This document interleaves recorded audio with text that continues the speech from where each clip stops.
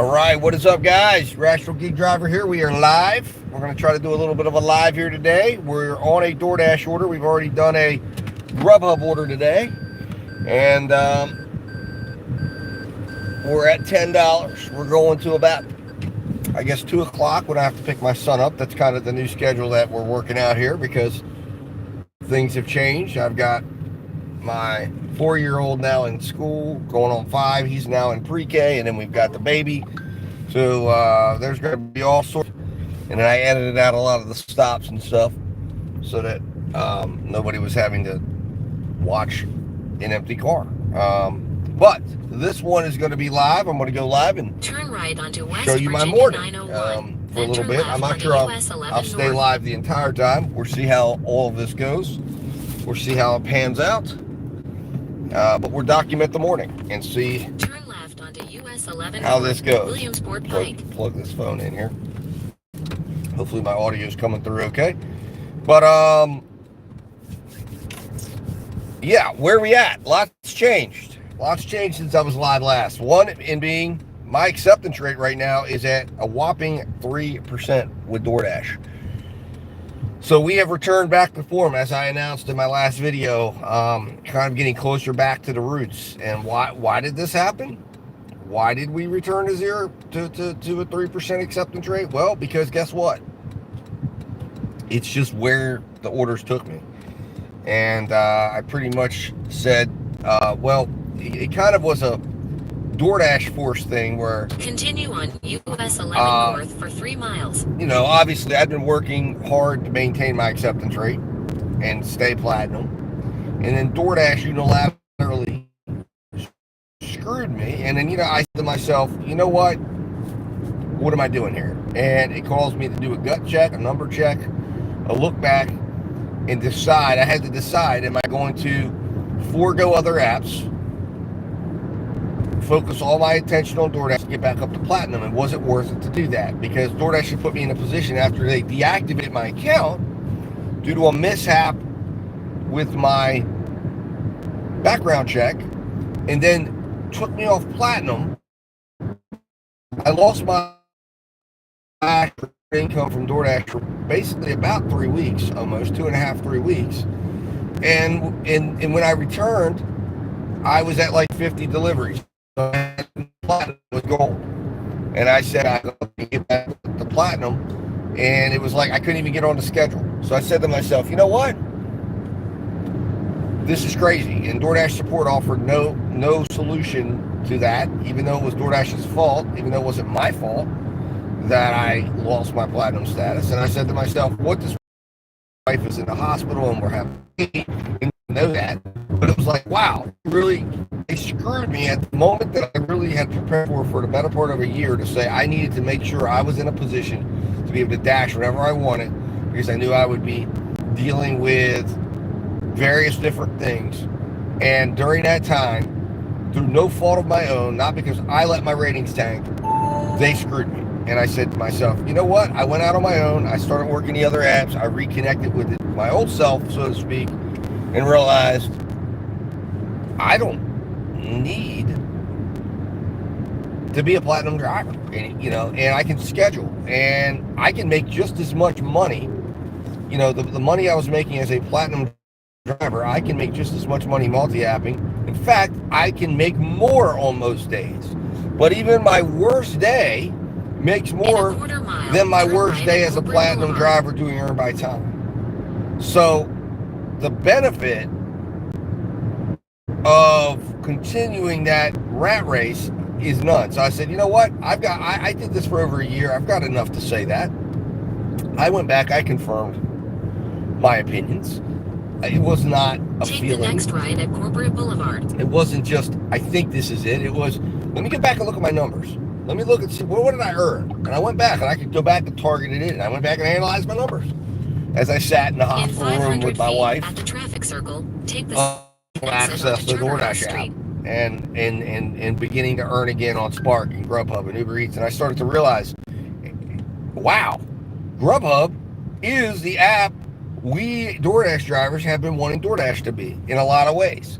And now, don't get me wrong, Grubhub has some areas it can improve upon. But it's In the app we 500 want. feet, turn left toward Charterhouse Street. It's transparent. It has may not be as much as we'd like it to be, but it has a common sense guarantee program.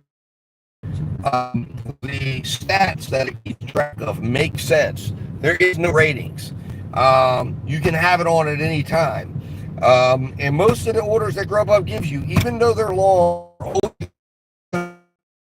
rate, even though some of them might pay you $2 base pay. So Grubhub does a hell of a better job of supporting than DoorDash does. And I'm thinking to myself, then why have I always given DoorDash precedence? And I realized I got to change that. So that's what I've done. Now I'm on a DoorDash order right now, but I did a Grubhub order of $10, and now I'm on a DoorDash order of $7, and I'm turning down everything that doesn't make sense to me. DoorDash gets no pass. They get no priority because they gave me really no priority. And when I reanalyzed what was the priority like, it sucked. And I've realized as I've seen the orders again that I'm getting at 3%, they look almost exactly the same, except minus a plus sign or a diamond sign. I still get hidden tip orders. It's just, they just look a little different. So anyways, I'll be back, guys. I gotta go make this delivery.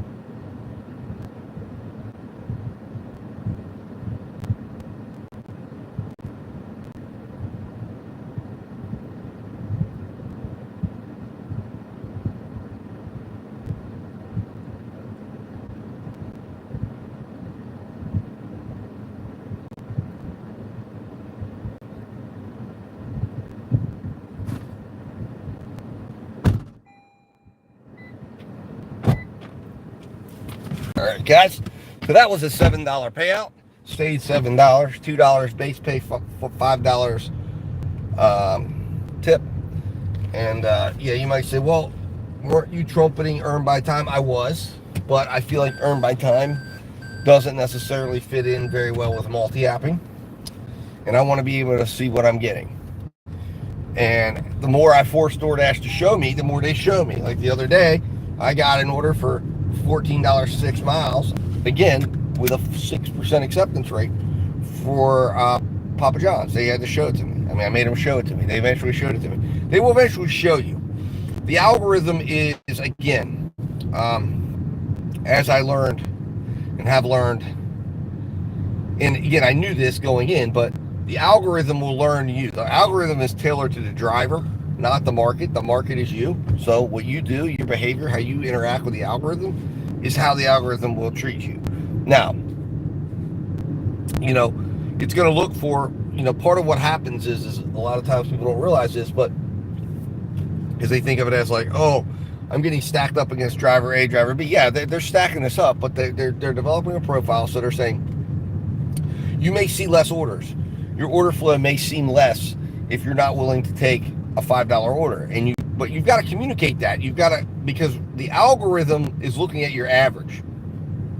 Think of it like this. Everything about DoorDash is done as a casino would be, because the creators of DoorDash were big gamblers. They love casino gambling. They love poker.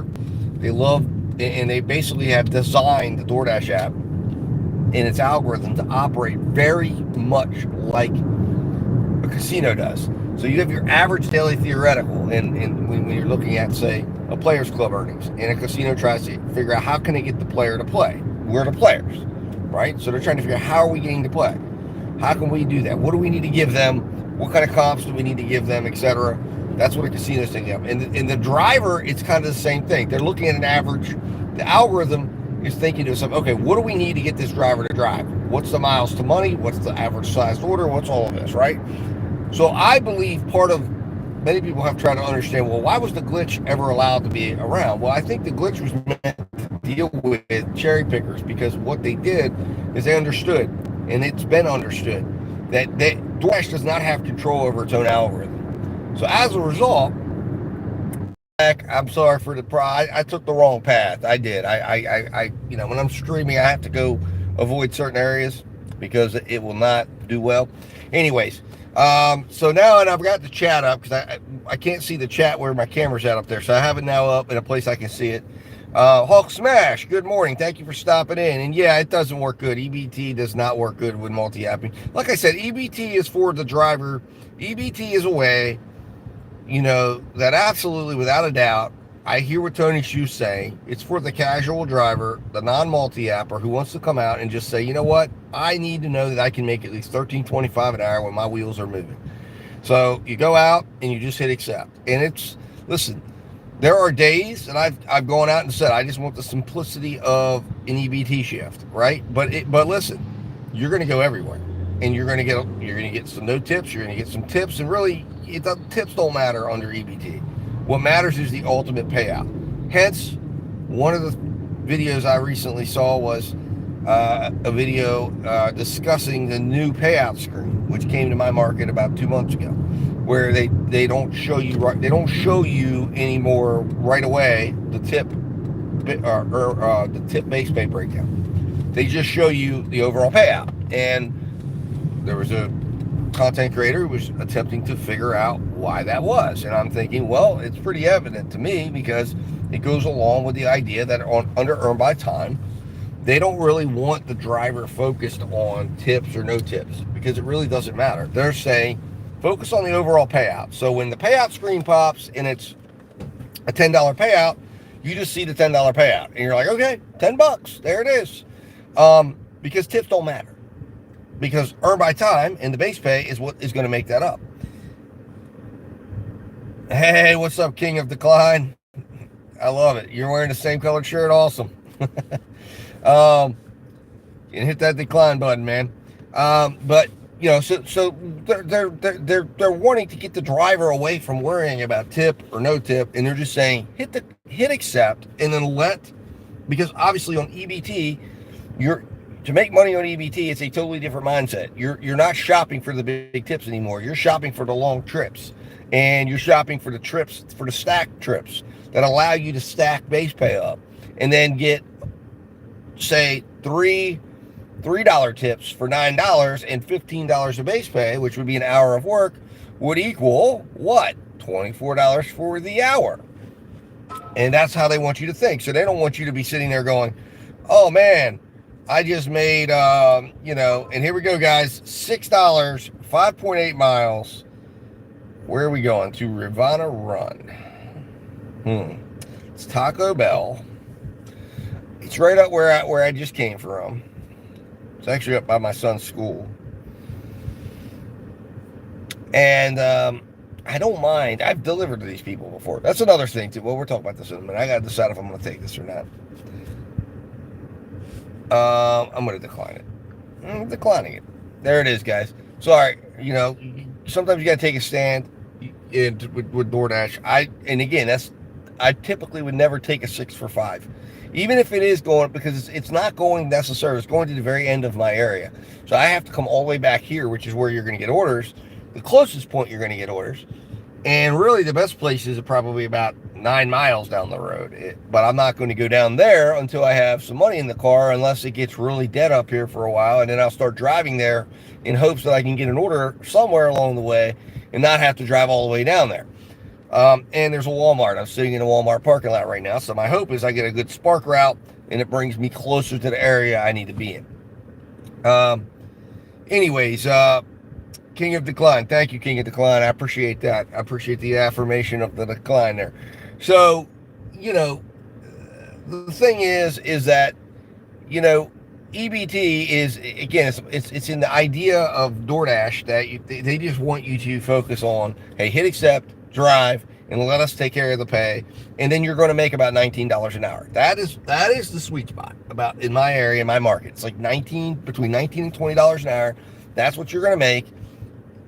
Now, if you quit your earn by time shift too early, you can make a little bit more or you can make less. But if you work the entire time you tell DoorDash that you're available, hence another reason why this tells you what I'm saying is true, is they have stopped in some markets. Hey, what's up there, Jehu? Thank you for coming in. Is they are now eliminating dash anytime because they don't want you to dash any dash now. Just turn it on and just say that. They need you to come in and tell them, I'm going to work 5 hours right now. So I'm scheduling myself for 5 hours. So that tells them how that is allowing them to decide what you're going to make. And then you have a specific amount of money that you're going to make for that 5 hours. It might be $98 that they're going to tell you you're going to make. So they're going to find you orders, and it's going to allow them to match you with orders that will bear that out, or at least algorithmically it will tell them that will be the case. On earn by time, obviously there's factors, because they're going to be predicting how long it's going to last. So if it goes longer, you might make a little bit more. If you're driving faster, you might make a little bit less because your base pay is a little bit less. And in some cases, they might fill you in and get you more orders. And then, of course, if there's ever a driver shortage and they have to give you more orders, you could go a little higher. And those are days you're going to make a little bit more. And that's what they're trying to get everything down to, where they can systemically predict exactly what they need to allocate for each driver. Have the driver there, and then just tell the driver, just trust us, and you're going to make this. Well, they're not going to tell you what it is, because if they tell you what it is, then the driver's going to call support and say, I was told I was going to make X. But that's their goal for you. Again, because you're a human, you will potentially quit. You could quit earlier. You could make $40 at the first hour and quit, and then tell everyone, I made $40 an hour today, man. That's awesome. What's up? Yup. So anyways, what's going on here? I'm just talking about DoorDash. Yup. I'm just telling you about DoorDash and giving away some secrets about DoorDash. And talking about why I'm no longer hitting accept on every single order, pretty much. And I'm waiting for an order. I'm hoping that we'll get something here. So I'm just sitting here waiting with my Z Fold and just waiting for something to come and attract my attention, or decide that I've sat long enough that it's time to move on. So in fact, I'm going to hotspot into my T-Mobile, because T-Mobile is much better up here. Oh, we got Rhodey back up. So CVS in Charlestown is offering $10.79 for 6 miles. The problem is that is way too far away. Way too far away. We're not doing it. We're not going to Charlestown. So anyways, as I was saying, it's, this is it's a computer that we're working for, obviously, right? So that's DoorDash. DoorDash's utopian world is we work for them and only for them. The way you can mix it up, the only way you're going to be able to increase your earnings is you're going to have to say, okay, I'm going to get multiple opportunities for myself to work, and then I'm going to be able to tap into the highest. So for instance, if you're looking for the best offers you can find from each app, understanding that these apps, once you've earned a certain amount, because especially on DoorDash, if you've had to put a schedule in, they're going to throttle you at some point and say, okay, you've earned enough for now. We're going to sit you for a little bit. That's right, Yup. Thank you very much. This is the most rational place on YouTube you're going to find. So you got to go and say, okay, I'm going to go to Uber, and Uber's going to send me their $10, and they're going to do, and you've got to patiently be willing to wait for the best offer. And if you're not willing to wait, then you're going to get what you're going to get if you decide to go drive off on a 452-mile run, and now you're not in the position to get the better offer. And you've also got to know your market to a degree too. I mean, there's human factors in it, but you got to remember, the advantage of us versus the machine that we work for in all these apps is humanity, right? Humanity is what our advantage is. So we have to assert that. We have to assert, again, hence why this channel is called The Rational Gig Driver, our rationality. We can't be irrational. It's irrational to go in and say, I'm going to run this the way DoorDash tells me. Because number one, DoorDash's programs, Grubhub's programs, Uber's programs are designed to benefit the company. I mean, it's just what it is. It's what it is. And if you don't believe it, just go look at all the drivers that complain all the time about trying to meet the program standards of all the programs out there for one whole year. I'm not talking now from just sitting in my car and trying to apply my rational business sense that I developed over the last 15 years. I went out and said, hey, let's get irrational for a year. I'm going to go and I'm going to do what the apps told me. I'm going to have my high acceptance rate. I'm going to do it all. And I collected data on it. And I went and I looked. And then, of course, inevitably, DoorDash screwed me over, took away my ratings. They played with me a little bit like we expected them to. And that caused me to step back for a minute and say, wait a minute, hold on. I've been doing this for too long. And I started looking at the numbers. And I said, okay, do I need to go through, like when I was able to just sit at the top and not have to go through the process of getting back there again? The question is the losses to get up to the top worth the winning when you get there? And no, the answer is no, it is not. It's really not. And if you do go out and you pound the pavement and you take the days, I mean, go back and watch some of my live, you'll see earn by time shifts where I made 13 an hour. And then you're going to see earn by time shifts where I think I peaked at 23. Okay. That's the reality of it.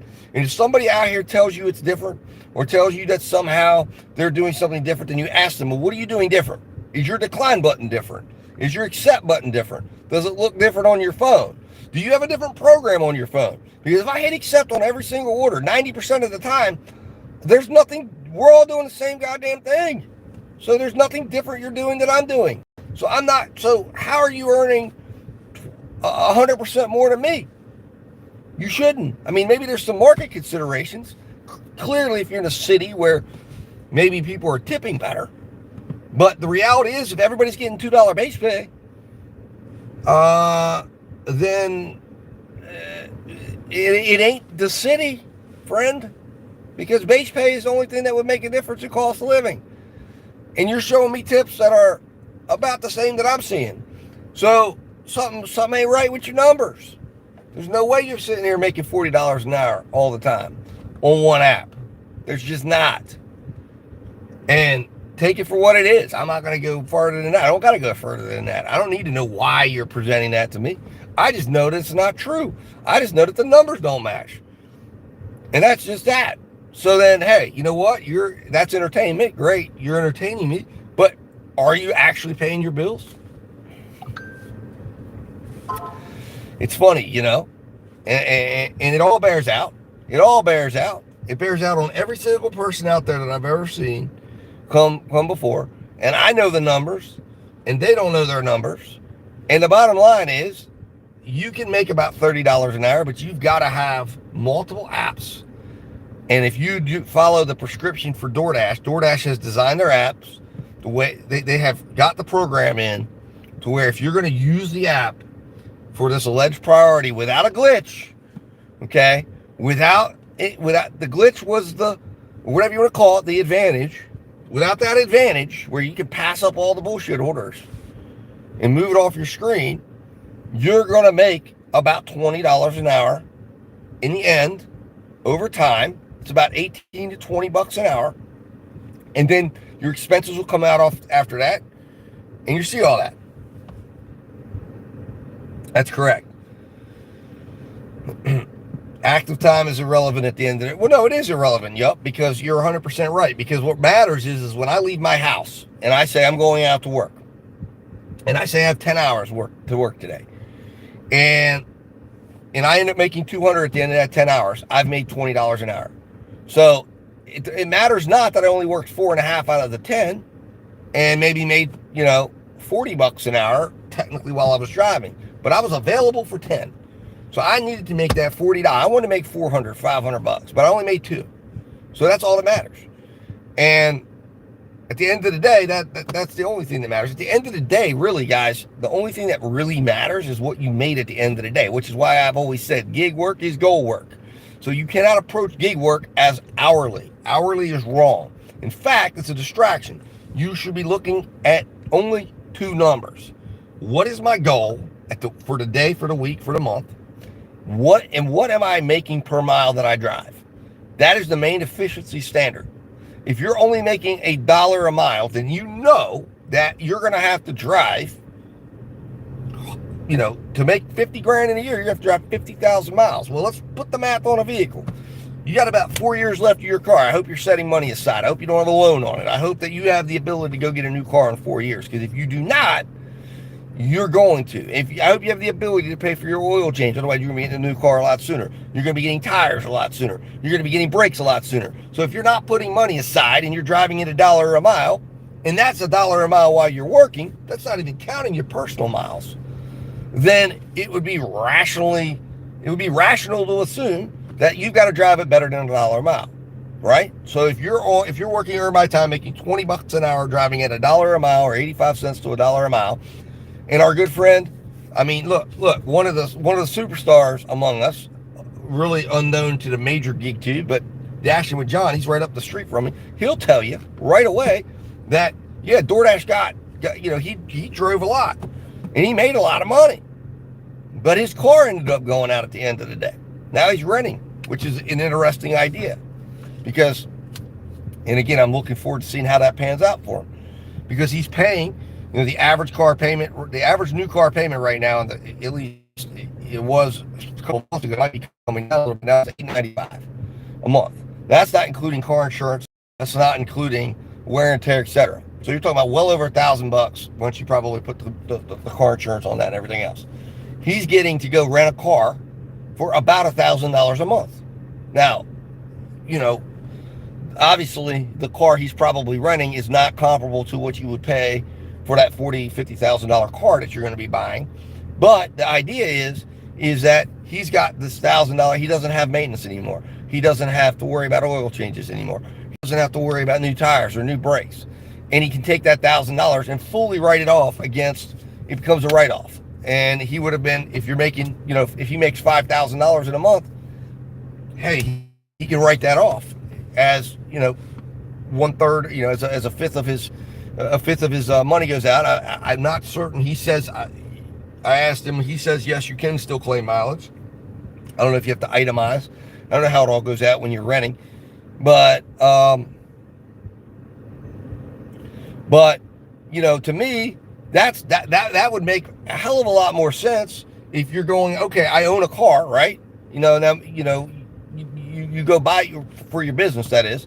So you go own a car and you go get a car payment on it. And then you've got your car insurance, and then you got your extra mile, your extra tires, you can just kind of put it all in. And the more you rent, they will give you bigger and bigger discounts as you go, as you become a bigger customer. So that's why he's testing that out, because he has to, and I'm interested to see where that goes. Because I think that driving someone else's asset and paying for it is why, you're paying for it anyways, in a sense. So, the point of the matter is that we have to be rational in what we're doing and how we're approaching things. And we have to understand that the numbers don't lie. And that's why the idea that we're ever going to get replaced by robots is absolute science fiction garbage.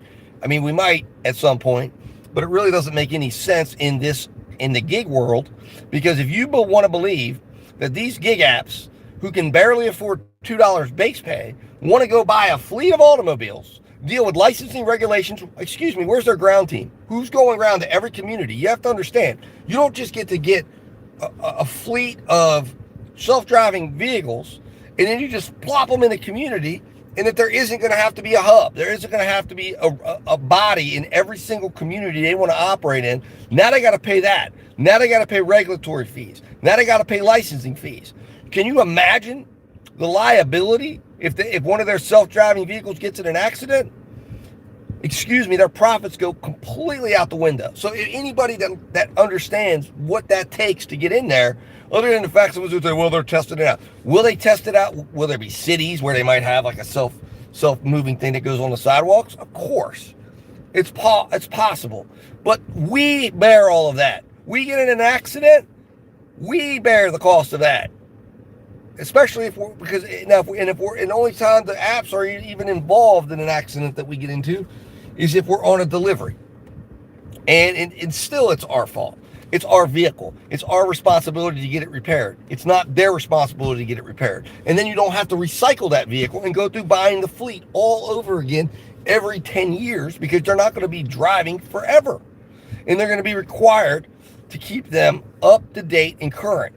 And the amount of cars that will be needed for each app to operate and replace drivers is impossible. So what they're really doing is they threaten us with that because, of course, as humans, that's all we see. We see it, oh, that's what's going to happen. We're going to get replaced. So we as drivers think, well, we better accept every order. We better show the apps because they're going to replace us. It's a straw man argument. It's not real. It's not going to happen that way.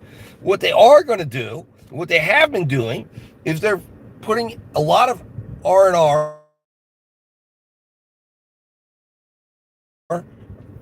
influence the driver to essentially be the robotic driver that we want them to be. So they come out and they do what we want them to do. And DoorDash is perfecting it through the Earn by Time program, through the Earn by Offer program, and putting those two together and being able to essentially take the Earn by Offer program and finance the Earn by Time program, thereby financing the entire program with the tips of the high tipping customers, and being able to take that money and put it to the drivers over here so they will then go deliver the low tipping customers.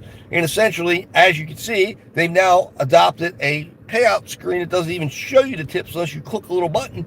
So that way you're just looking at the overall payout.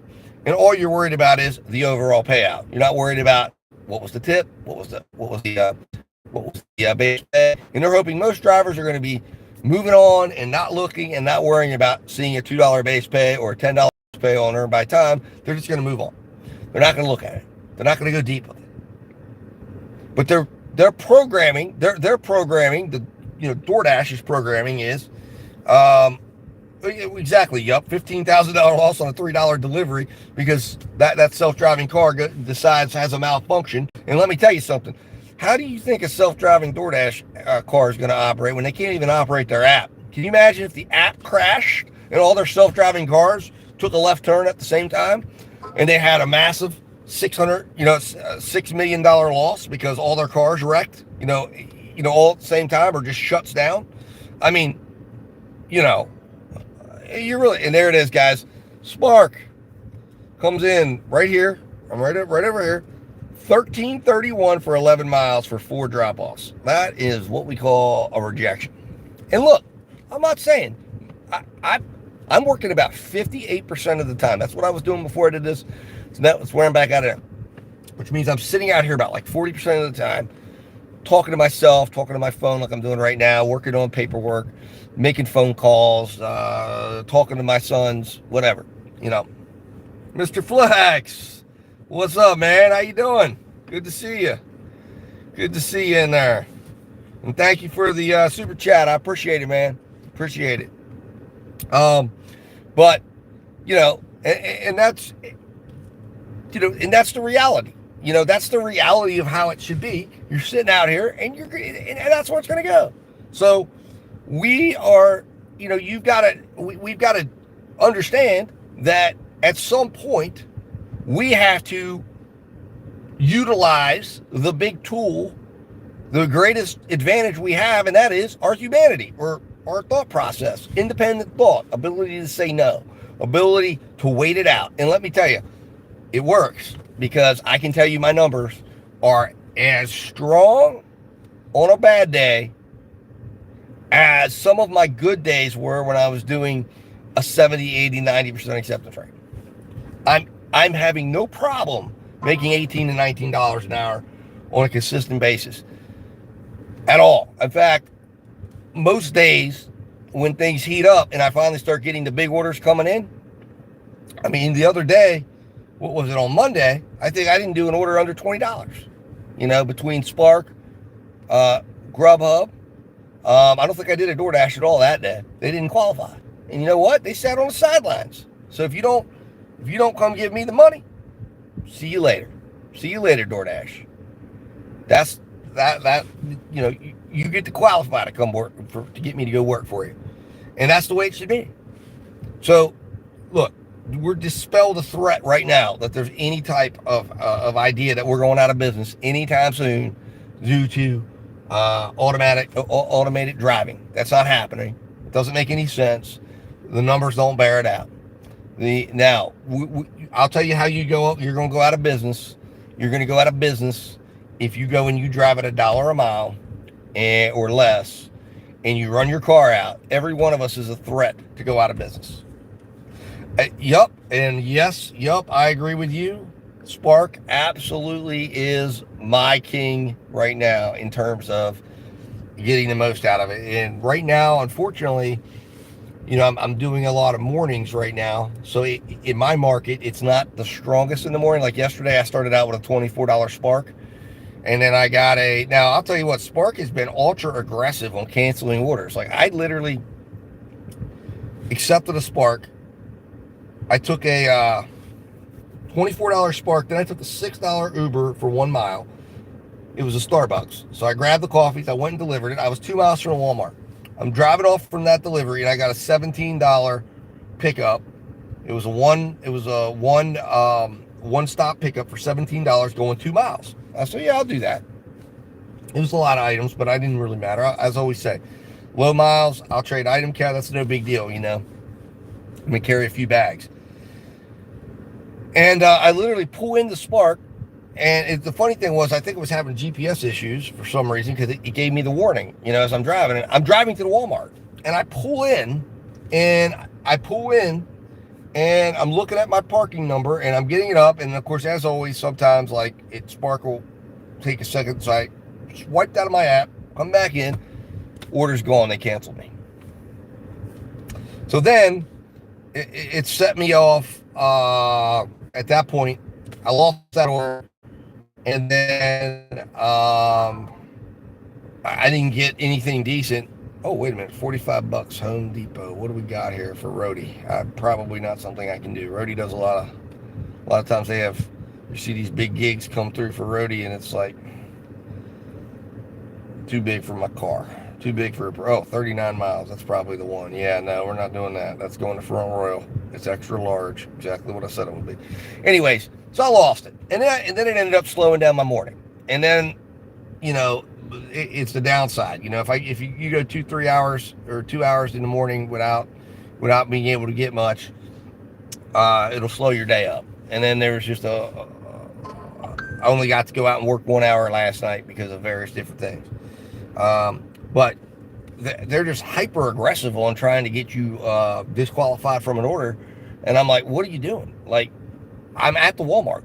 Can you not tell I'm at the Walmart? You're gonna cancel my order when I'm sitting at the Walmart and not just be like, hey, give me a second to get checked in. Like I just pulled up. I'm heading in the direction. I mean, at least DoorDash has the sense, like when you arrive, it kind of almost automatically sometimes checks me into my DoorDash orders. And Spark, you'd think, should do the same thing. But anyways, I guess maybe they're trying to, get rid of certain drivers. And here it is, man. They keep sending me this stupid offer, $13.31, 11 miles, over and over again. That's another thing Spark will do, is they will just send you offers over and over and over again. It's kind of annoying. I wish they would allow, like Instacart does, where you can swipe away and hide it. Listen, if it changes and something changes with the order and you want me to see more money, great. Don't send me the same shit over and over again. I mean, I'm not gonna change my position. It's just not gonna happen. Anyways, so like I said, we're on Uber right now. I'm live on Uber. I'm live on Grubhub, and I'm feeling like right now this area, this is something I have to really be careful about, because this particular area right now, until it gets to about lunchtime, slows down significantly. But if I drive up to this other section, it's about 8 miles away, and Grubhub, Uber, there's a lot of activity up there because there's a Starbucks and there's Chick-fil-A and there's various places that are consistently doing orders throughout the morning that will send me stuff. So I think that's where we're going to go, guys. We're going to head up there. I don't like to typically drive up there without stuff in my car, but I also feel like, to me, sitting up here waiting for the perfect order in a low volume end of my market isn't always the smartest thing either. So I'll eat the miles as a business expense, get up there, and then I'll be patiently waiting because I have the confidence that there will be enough market volume up there that I'll find that order that I need. And perhaps I'll be wrong. And if I am, hey, you know what? I made what I like to call a profitable risk, potentially profitable risk. And sometimes it works, sometimes it doesn't. But all we can do is figure that out and say what's going to work out best for us in the long term. And if you do it, if you do long-term probable, if you do things that are probable, that are successful, probable, or that are probably going to be successful in the long term, if you make those choices consistently, you will get a consistent result that is going to be favorable to you more times than not. And that's what we're looking to do. Well, I'll tell you, listen, Yup, I have had, I don't sleep on curbsides ever, because I can tell you right now, and that's what's really nice about Spark. Like, I can be sitting here right now. Now you got to be quick about it sometimes, but hell, I've had $60 pickups at this Walmart over here. The one day I had a $73 pickup. Like I said, the Sam's Club, the one day I got it was an $83 pickup, and it turned into $120 because the guy added extra tip. That was at 4th of July. So Spark has lots of opportunity. You just got to have the app on and up on your screen and make sure you're able to hit that accept button when the opportunity comes. Because yeah, it can be very profitable. So now the good news is, for stream purposes, we should be okay in making sure that we don't have stream problems coming down here. Oh, but look at this. Oh, goddamn. Well, that's cool. I was like, oh, man, DoorDash is finally sending me something. Is it going to be decent? So I'm like, about ready to, I kind of stopped in the middle. So I was like, if it's good, I'll just go straight through the light. 275, 3 miles. Garbage. So anyways, move on. But the good news is, what that tells me is my phone got reconnected, because I will tell you, my son sometimes has to remind me when we're out. He'll be like, Dad, stop sitting, move. And I'll start moving, and it's like, boom. So there is something to the idea that I think these apps really know when you're sitting, and for whatever reason, they don't like that. They prefer you to be moving, or somehow that gets the app seen. Because I'll tell you, I can't tell you how many times that I'm sitting, nothing's happening, and I just decide I'm gonna just take a drive around down where we're going.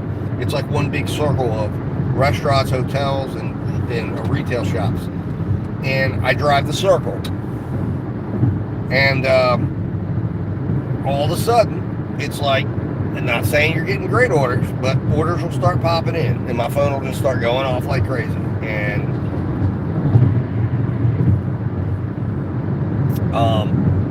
so it does work. But look, we just have to remember, guys, that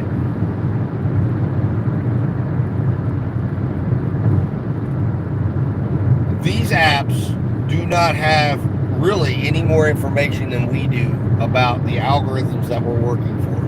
And it's really and the algorithm we're working for is a computer.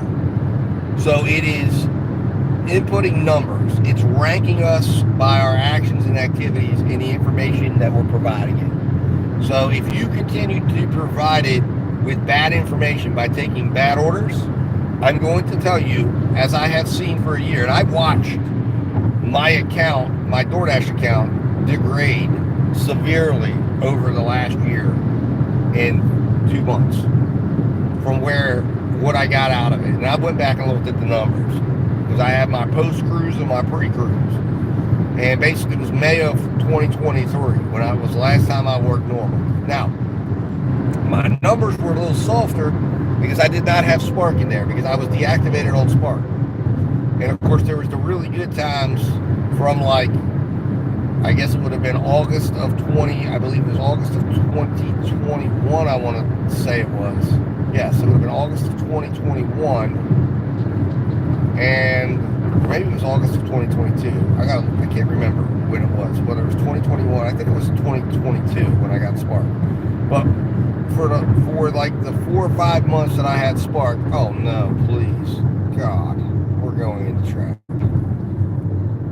Ugh, shit, man. All right, well, we're gonna have to make an exit.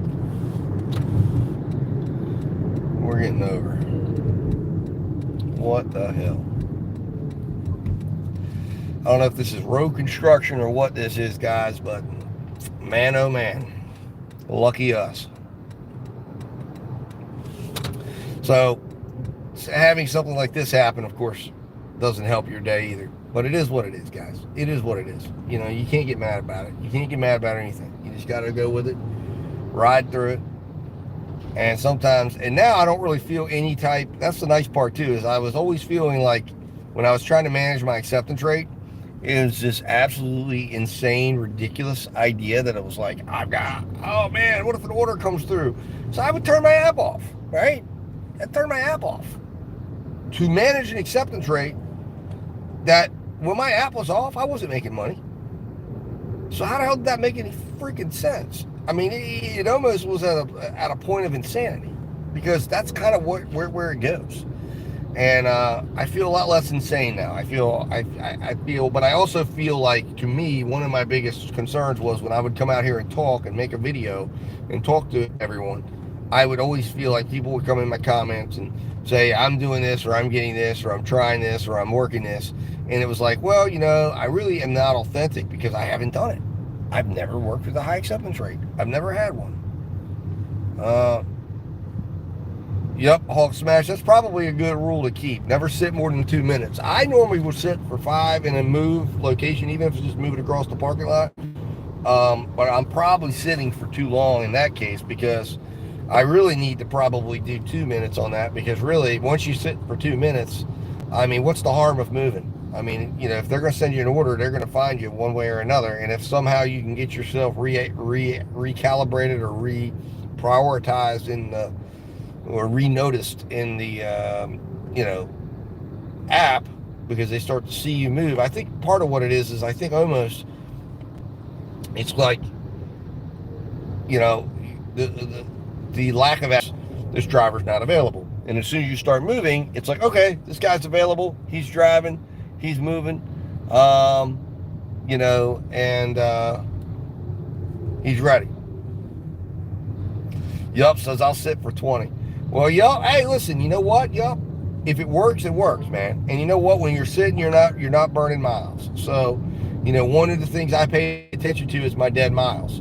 So, I used to move all the time, and one of the things that got me sitting was when I was noticing that I was getting sometimes around 4 to 5 dead miles per order. And I said, I got to knock that down, because, you know, if I'm moving that much, and if I'm riding those many miles after the order, those are miles I'm making no money for. I'm driving my vehicle around, killing my car, and I'm not making nothing for it. I can't have that happen. It's that good business sense. So I had to find a happy medium. And that's why I said, well, I'll sit for 5 minutes. And one of the other numbers that I look at is what's my time? Excuse me. What's my time that it takes me to get an order between orders? And normally the average is about 5 minutes. That's why I say I'll sit for about 5 minutes. Now, if it goes more than 5 minutes, then I know I'm kind of in an unusually slow period, and that tells me that I'm either working, it's either a bad time to be working. So then it's like, where do I want to go? Do I want to go sit at home? Do I want to go find something else to do? So then a lot of times what I'll do is I'll start to say, you know what? All right, it's a bad time to work. If I've been sitting here waiting, it's been 10 minutes or more and I'm not getting an order. Like right now, it's telling me the DoorDash app is telling me that if I get down to this McDonald's, right, which is where I'm at right now, that I should have an order within the next 2 to 8 minutes.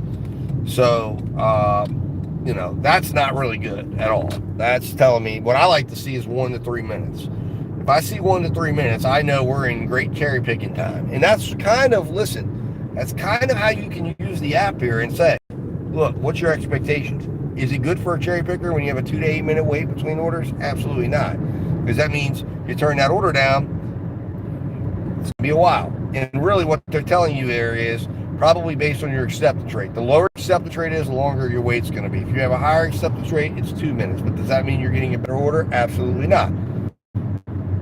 And if you have a lower acceptance rate, you're probably waiting about 8 minutes between orders, because that's what DoorDash is going to manufacture to you, because they can, because the order volume is low.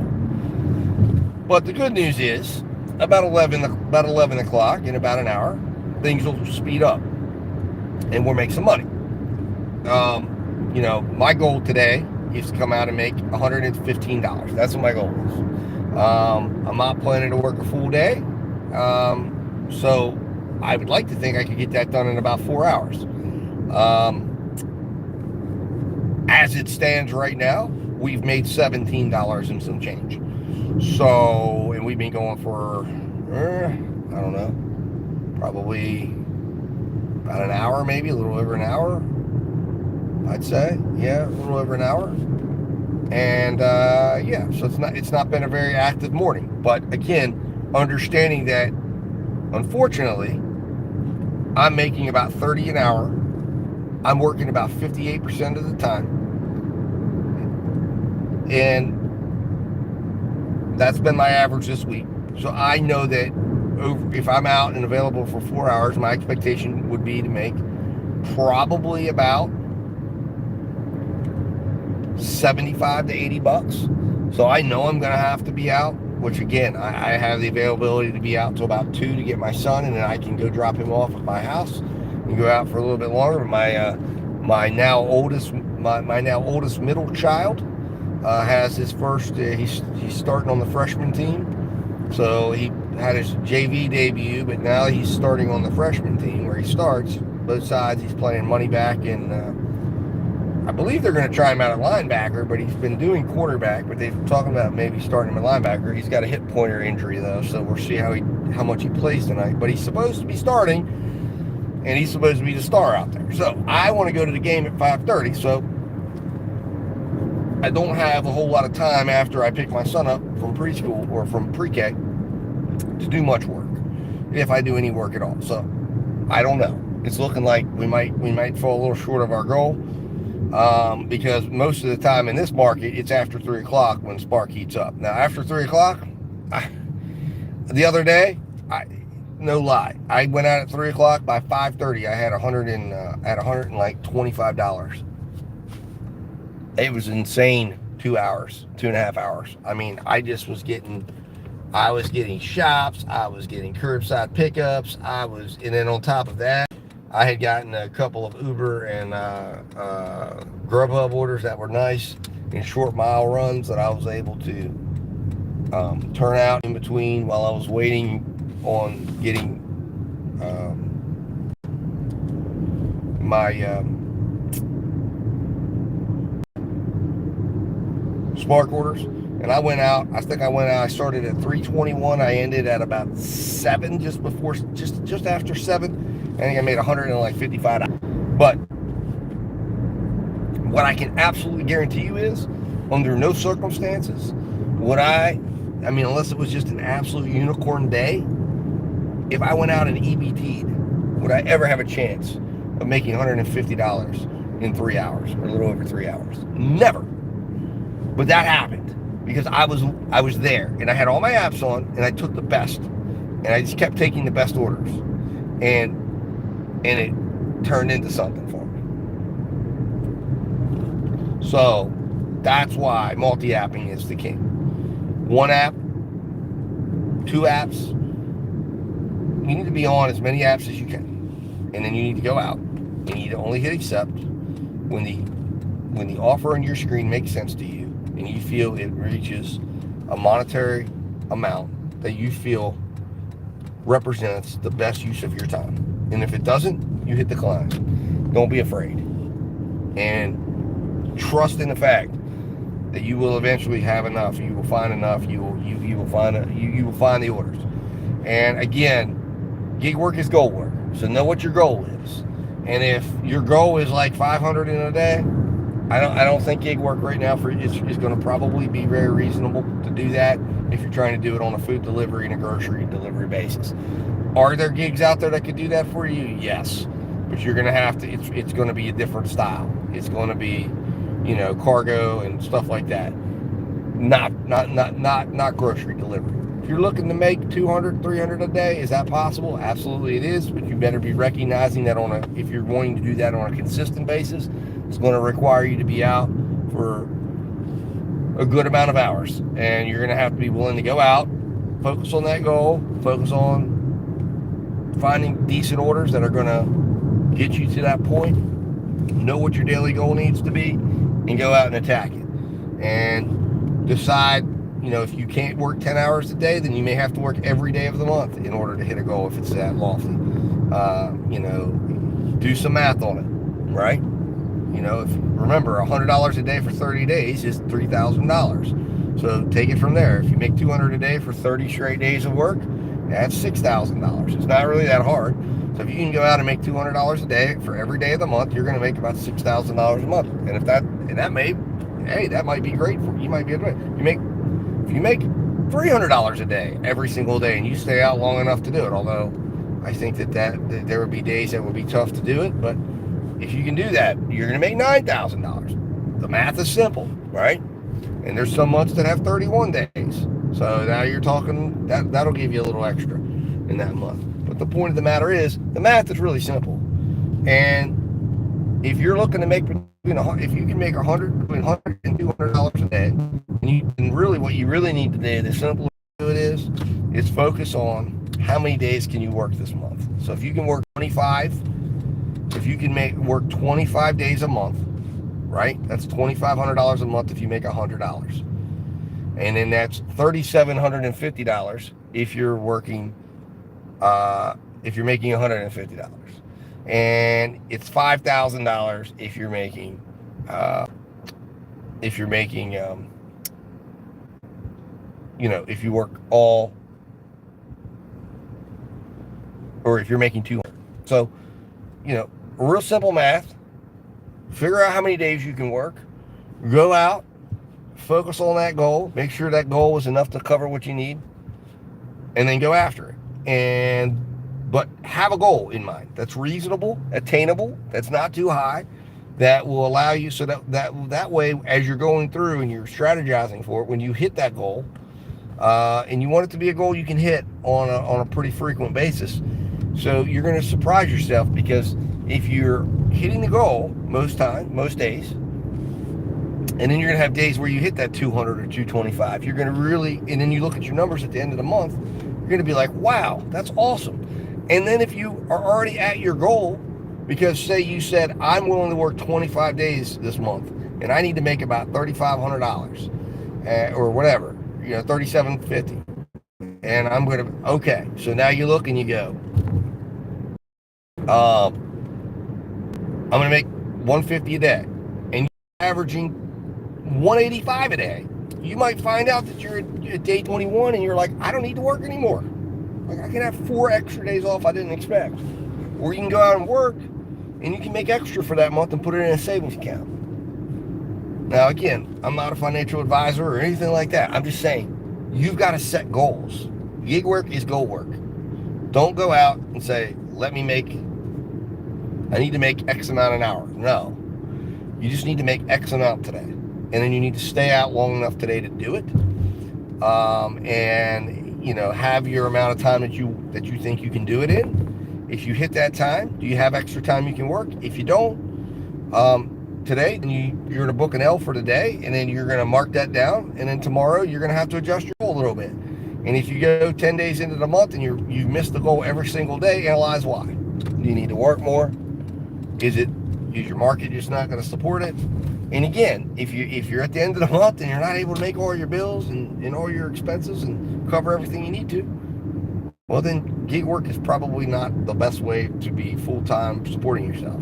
And I don't really think it is meant for that completely, because I think if to cover all the things you would need to cover, the amount you would have to make, because a lot of people don't realize, and again, I only know this because I was the manager that sat in and I went over with my employees their total compensation package. There is a lot of money that an employer puts out that an employee doesn't understand. Like, an employee thinks, oh, I'm making $40,000 a year, so they're like, okay. But you're making more than $40,000 a year, because you're getting paid your benefit time. You're getting paid vacation time. You're getting paid benefits. There's an amount of money that your employer is paying for your benefits. So you see your side of the benefits, and then there's their side of the benefits. And then there's money that they're putting in. Sometimes, some employers have 401k matches, and there's some just automatically put stuff in your retirement from day one. We used to have to sit down, and normally an employee was making about 20% higher, at least based on the comp sheets that I would go over with my employees, about 20% higher than what their salary was. So, you have that employee sits down, and I'm showing them, hey, you're making, yeah, your salary is like 40,000, but you're actually making 48. Here it is. Here's your total compensation. And then in my line of work, we had bonus programs and bonus plans. So, I could sit down and say, yeah, you're making 40,000 salary, and you made 20 grand in your bonus, and you made 4,000 in your comp. So, it'd be pretty impressive. You're making $68,000, and this is what your total compensation is. We want to make sure you're aware of this. You come out here in gig world, you own all ends of it. Not only that, but you also own your self-employment tax, and which is the other side of your Social Security and your Medicare and everything else that's being paid in. So there's a lot of expenses that a self-employed individual has to take on. And the idea that you're going to be able to come out here and work gig apps and pay that and make that and cover all of that and get yourself good benefits and good ability to save up for vacation time, the amount you're going to need to do that is going to probably be a lot more than what you think. It's a lot more than just saying, hey, here's $40,000. Well, I need to make 40 grand this year. Charles Downey, what's going on, man? I do use Roadie, Charles, right now. I have it on. In fact, earlier today, earlier in the stream, I got a $40 Roadie, $45 Roadie offer, but it was like an extra large. I think it was 42 miles, so it was nothing I could consider doing. But yeah, I always keep Roadie on, because Roadie I have found, and we're off DoorDash, guys, so DoorDash is no longer an option, so I'm glad we came up this end. So apparently the final, they were bidding me a do with the $275 offer. And let me go over some highlights, because I do use Driver Utility Helper. I'm back on it again. Mainly because I like the auto decline features, because I do have a filter set up for auto decline. I don't use the auto accept. And then I also like the fact that I can do what I'm about to do with you guys right now, and I can go back and look through my old orders. And I can see what my offers were, and I don't have to worry about. It still takes screenshots, so I can go deeper into them. But anyways, let's look at the last 10 offers that I got from DoorDash. And by the way, guys, it is all caught up. As I told you, I have hold on. Let's double check that. Let's make sure. It might be 1 or 2 off. I don't think it is, but we'll see. I'm at 7%. Sorry, I told you guys 3%. I'm at 7%, and yes, this Driver Utility Helper is absolutely 100% on point. I've got 93 declined. I've completed 2, and I've accepted 7 and completed 2. I don't know what that means. I think Driver Utility Helper sometimes doesn't recognize sometimes when an order is completed. There's been a few that I've actually had long waits on, and then there was 2 last night. In fact, it was really odd. 2 orders that I accepted last night. I went to the stores; they were already picked up. And listen, beware, tip, okay? Do not make the mistake I made. I went in, and they give you this nice thing where you can say, issue with store, and it says order not received, and I clicked it, and then when I did, I thought, oh, okay, cool, I don't have to call into support. So I processed it out, didn't count against my completion rate, but it didn't pay me. So you got to call support, or you're not going to get paid. So, and it was a $13 order, so I screwed myself out of about, $6.50 in payback. Actually, that is a Spark offer that I'm getting right now, $6.50, 6 miles, Sally B. That is a no-brainer turn down. Anyways, so that some weird stuff, but we're spot on. So let's go over the last 10 that's on DoorDash. These are the last 10 offers. And I'll go over to one. Now, this is the weird part, actually. No, I think it's just green because that's it. That That does not connotate that I accepted. So I'll go over the ones I accepted. Out of the last 10 offers, this is what we've got. McDonald's, $2.75, 3 miles. That was declined. Taco Bell, $6, 5.8 miles. That was declined. McDonald's, $7, 3.5 miles. I accepted that offer. That was the last order I did. That was the one I was on when we started the stream. 452 miles, McDonald's, declined. And by the way, my average offer is $7.24. My average distance is $1.40, and the average amount per hour, and it's 31 cents a minute, I think, is how this is. It says 31 cents an hour, but there's no way that could be correct.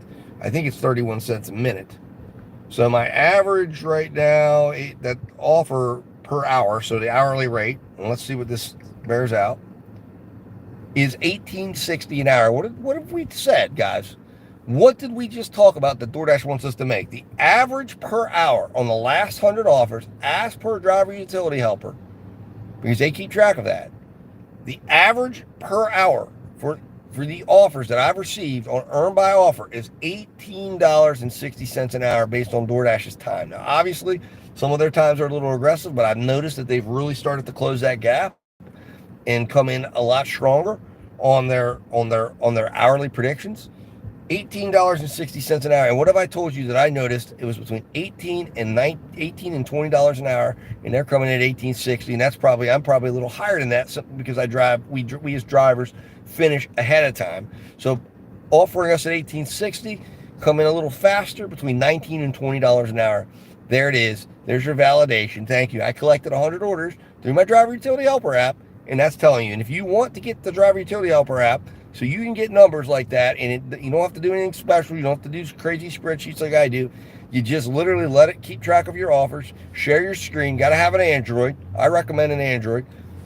Boom. It's $10 a month, and that is a write-offable expense. I'm not a tax advisor. Talk to your tax advisor on how to do that. It is a write-offable expense, though. And I'm not going to answer any questions on it, but there it is. Anyway, so those are the numbers. Average offer right now that I've seen that is coming to me is $7.24 per hour, $18.60, $1.40 a mile is the offer. Now remember, $1.40 a mile, guys, is not taking into account dead miles. Okay?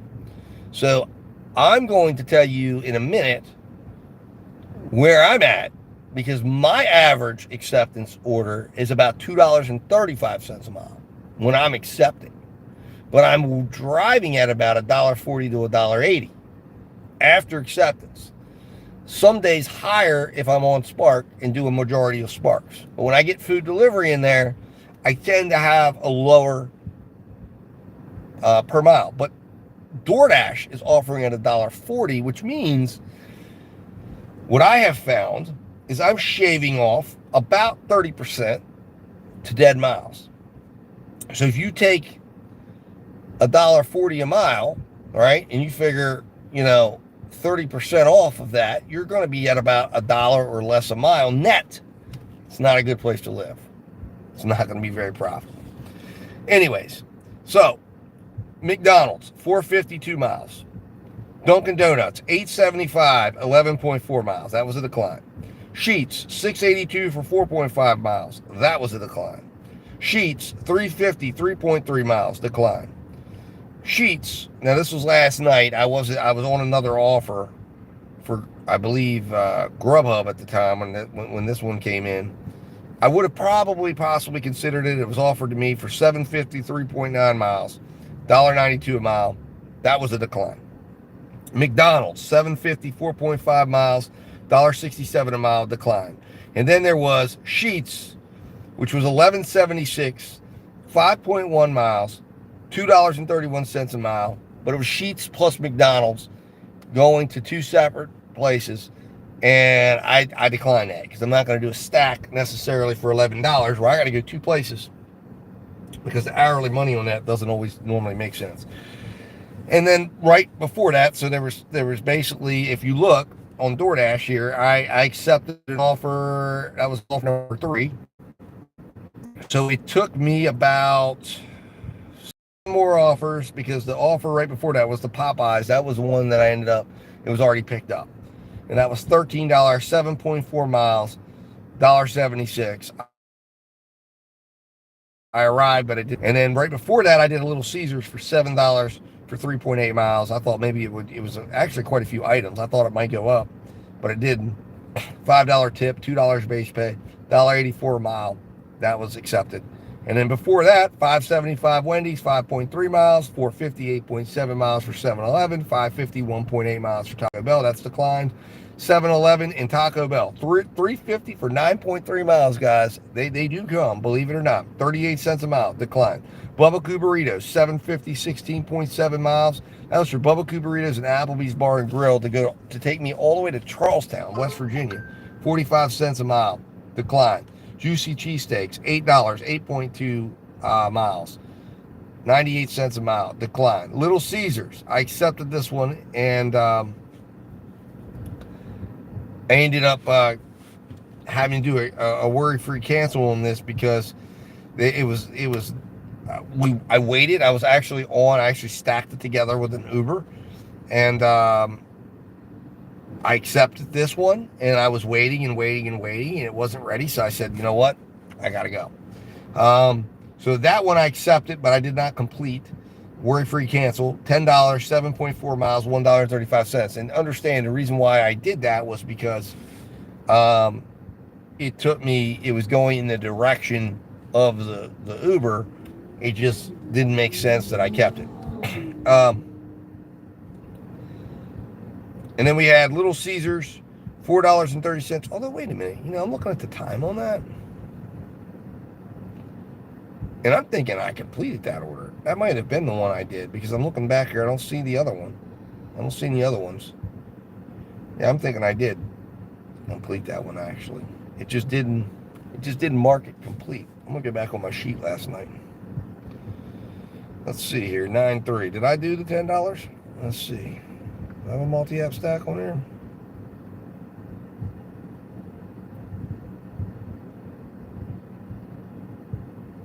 Oh, no, I did do it. Because I did a $10 and a $7. That was at 7. Was that 7 o'clock last night?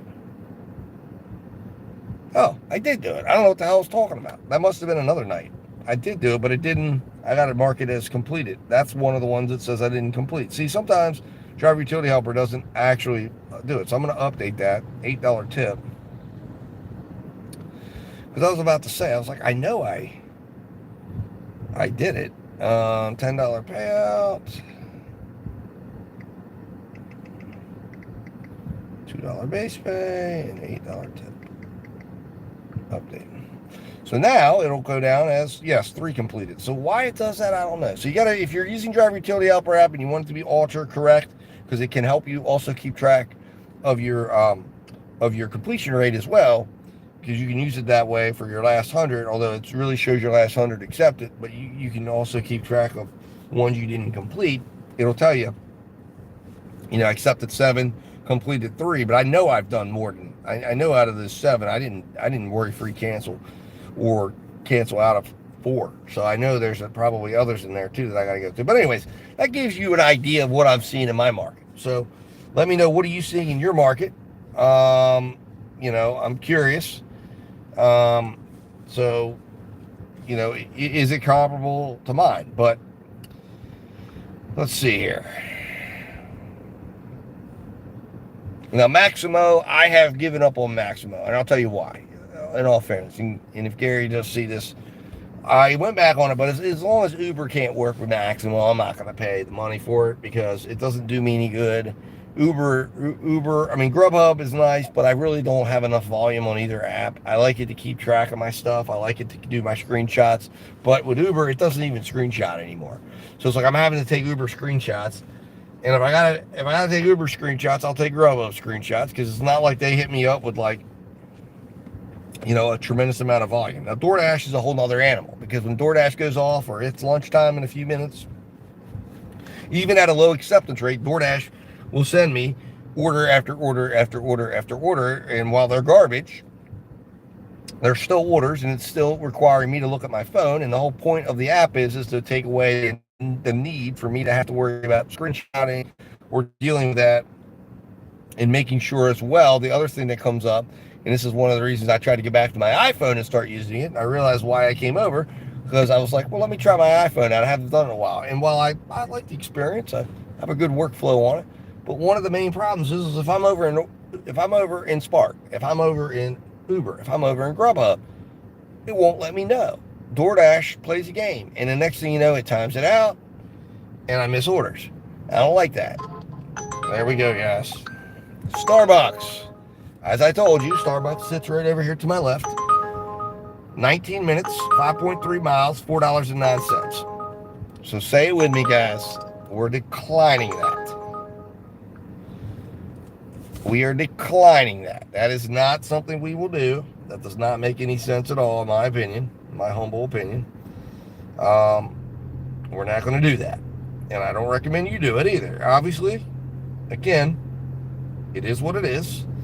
I don't hate you for it. I'm not driving your car. I'm not paying your car bills. I'm not paying for your oil changes. So if you want to go do it, fine, man. Do it. Great. Hit accept. I'm just telling you, I don't think it makes a lot of sense to do it. I recommend you don't do it. Take it for what it's worth. It is what it is. No offense intended, and I'm not offended by the fact you're taking the order. Some people get offended and say, oh, it's terrible. Listen, you don't affect me, man. You affect yourself. And I stand by that. And some people out there think, oh, no, it tells the algorithm. Oh, the algorithm. No, the algorithm learns you and will send you orders. And yes, perhaps, maybe we would see better overall pay. But it's not designed that way. It's just not. None of them are. They're designed to get to know you and understand your risk tolerance.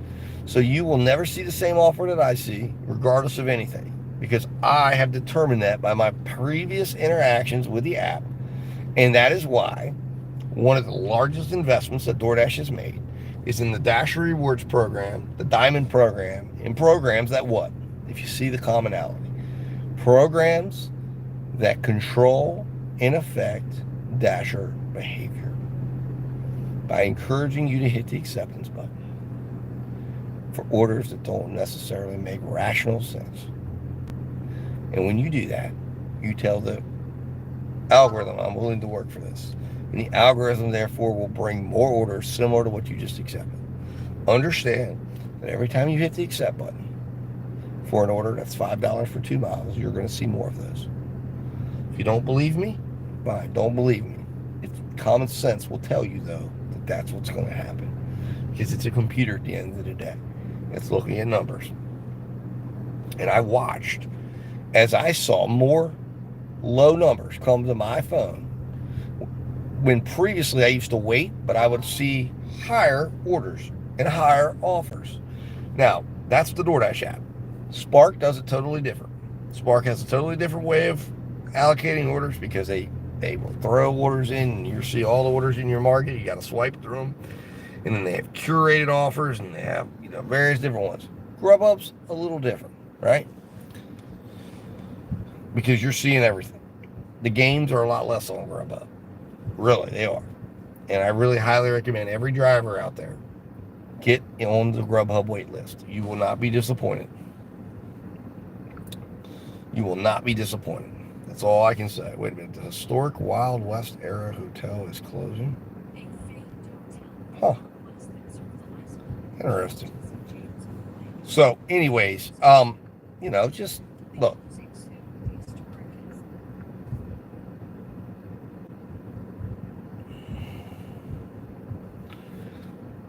If you don't believe me, like I said, that's fine. But don't believe me at your own peril. That's all I will say. And don't be surprised if you're going to be complaining and getting upset and getting mad about your results.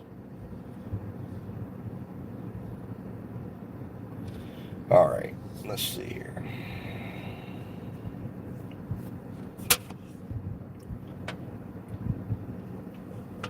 I think we got to move. I got caught up talking. time to move and shake and see if we can get something else, some other orders, some other opportunities. We're gonna get closer to the Walmart. Oops. And see if we can get down there and get some stuff. Delivery vehicle. I always think it's funny, that person's a DoorDash driver, so they have delivery vehicle on there. I don't know that I really want people to know that.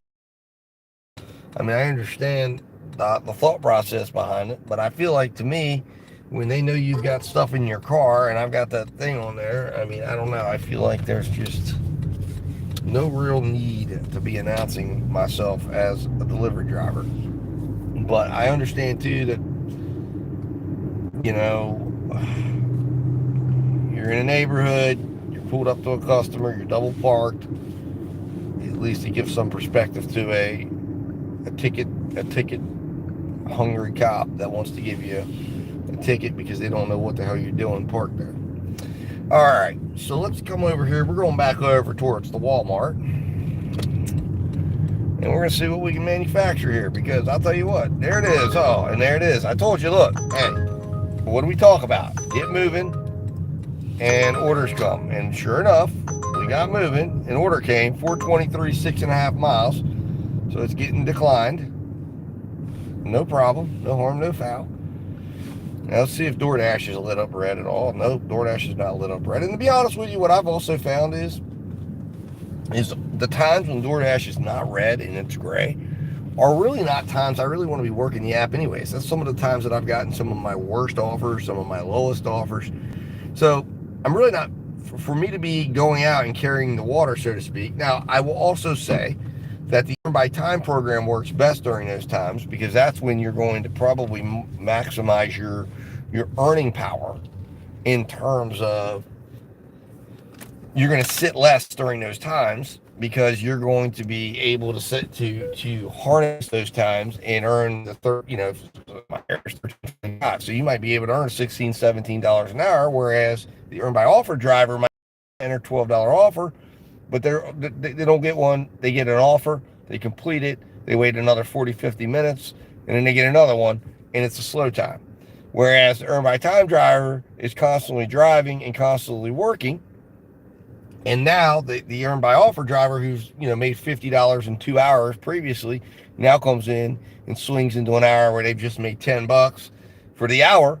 So now, following my math there, at the end of hour 3, they're at $20 an hour. Whereas the Earn by Time drivers working the entire time and making about $18 an hour, because they're under DoorDash's tutelage, and they're seeing a no-tip order where they're making $5. They're seeing one where they make $15, and then at the very end of the 3-hour period, they get a nice stack that DoorDash says this should bring you to about $58.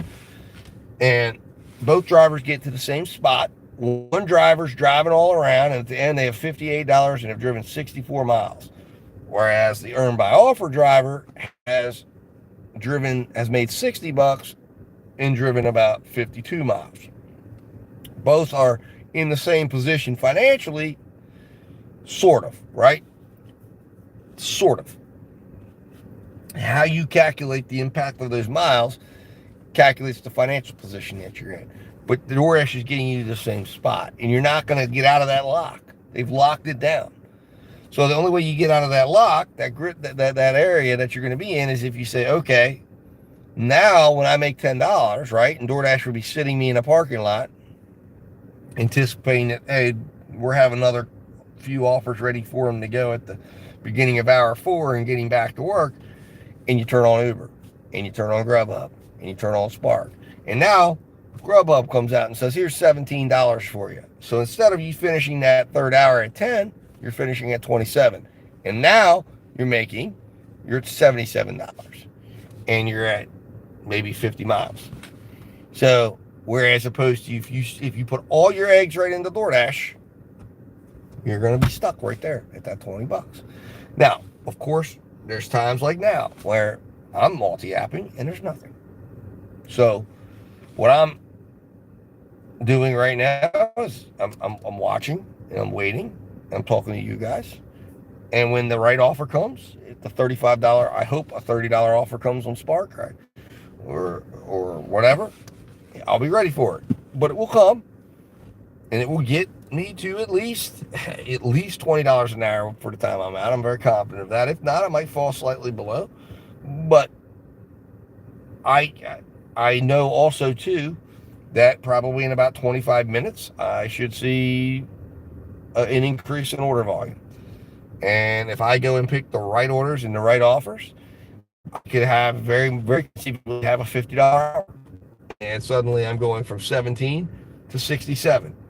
And now I'm in a position to where I'm looking to make, for the 3 hours, I've made over $20 an hour during a time that is a slower time. I could also make $60 in 1 hour, by doing 2 very nice sizable Spark shops.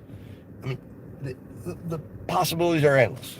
Or it might take me an hour and a half and I make $70. I mean, there's potential there that eventually things will turn around. And I know that. And know that from experience. So I'm not going to get upset or mad or angry or concerned. I'm just going to sit here and talk to you guys. I'll move my car around.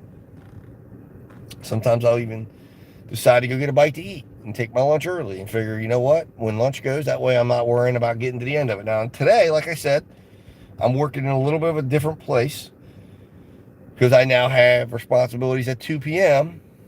to go get my smallest middle child and scoop him up. Now, let's see what Uber's got for us. Now, I am scheduled on DoorDash at 11:45, at 11:30. So at 11:15, I know I'll have DoorDash back as an option to send me stuff. Now, we just got, it's a trip radar that they've got it on. So I guess they're trying to sell it to somebody. It's not going to be me. And then we've got, of course, Grubhub here, which I'd love to be able to see something come from Grubhub. But right now, when I look at my market, it's interesting. I'm sitting right above an orange spot. I don't know, where is that at? Wheatland Street. What the hell? Where is that at? I'm down here. It's got the middle of the interstate. There's nothing there. Is there a restaurant somewhere that I don't know? Why the hell would the interstate be heated up? I don't know what Grubhub's got going on here, but it's kind of weird. I hope, again, Grubhub as well. Listen, I was sitting in this very parking lot, and I got a $70 catering order at about 11:20. Grubhub sends out their catering orders now, and those are orders that a driver gets pre-scheduled. Now, I'm not a Premier driver. Now, I have gotten scheduled catering orders on Grubhub, but they're not as frequent when you're not a Premier driver. And right now, the only piece that I'm missing to be a Premier driver is my acceptance rate. My acceptance rate on Grubhub is 20%. And I flirted with trying to get it high, but I said to myself, I'm not going to. Some of the offers Grubhub sends my way, it's just like, I'm not driving that distance. So Grubhub and I agree to disagree. I've got my on time, my block scheduling, those are all Premier status. My acceptance rate sits at 20%. Oh, here we go.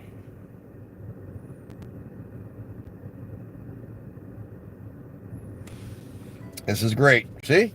And there it is, guys. Perfect. One item, curbside. I'm going 3.46. So there it is. We're going to take that for certain. So let's go to the back here. We got to go to the back, curbside. And as always, out of respect for good people on Spark, I always will take you guys down and have to turn on audio only. Because I know that the Walmart Corporation does not like people to film, and I respect that. So, yeah, let's see. What the hell are we picking up? Well, when we get to the back, I'll check it out. But it's one item, but it says 12 items. So I don't know. Maybe it's shit. Maybe I should have looked closer at it. I just saw one item and 12 items. I'm thinking, what is it, drinks or something? Hopefully it's not like some weird shit. It didn't say extra large or anything. So we should have plenty of room to get it in. And like I said, we're going 3.5 miles from the store. We're sitting at the store. So look, this is what we're looking for. I mean, I think what, 3.5 miles for $19? It's not bad miles to money. And we got plenty of time built into this one for any type of weight they want to throw our way. And remember, I think it's after either 10 or 15 minutes, they'll start paying you more. So then we might get over $20 for this work. So that will put me at, we were at 17. So this will put me at $36 for the day. Hey, you know what? Again, I'm trying to get 100, I think it was, what did I say, $115. Something like that. That's my goal. I believe it's like $115 I factored in based on where I need to be for the month and everything, and the amount of days I'm going to be working, and the amount of time I have allocated to work. So, you know, gets me moving in the direction. Almost 40% of the way. All right, here we go. Confirm arrival. We don't want any problems. This is the exact spot I was at yesterday when I had problems. And we're select the parking spot is parking spot 5. And let's see what the hell it is that we got that we're picking up. Oh, holy shit. Are you serious? Whoa, dude. This is crazy. All right, well, I better get the car ready. We're picking up 12 40 counts of water. Wow. Okay. Anyways, like I said, I better get the car ready. We'll do it. It's 3 miles. It ain't that big of a deal. I'll use my, I mean, it is what it is. It's going to be 12 trips probably, unless I can put them in each of my bags, but I'm not going to, you know, hurt my back over this. But wow, that's a lot of water. Shit. I should have definitely looked at this one. But you know what? It is what it is.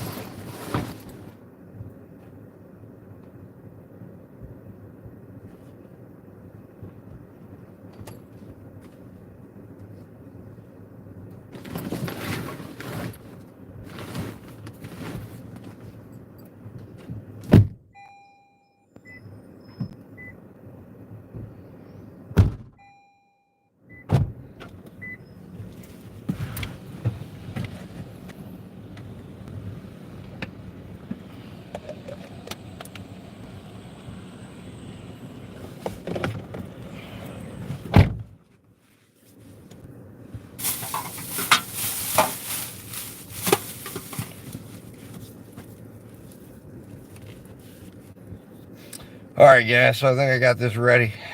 So, yeah, not such a perfect order. I mean, we might consider, if the weight exceeds here, we'll probably take the first opportunity to get the hell out of this order. If we can.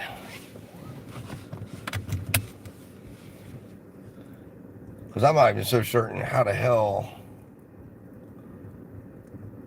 I'm going to fit 12 things of freaking water in here. Jesus, that's crazy. But if you wait 30 minutes, they will give you pickup pay, and then you can cancel the order worry-free. So we're set.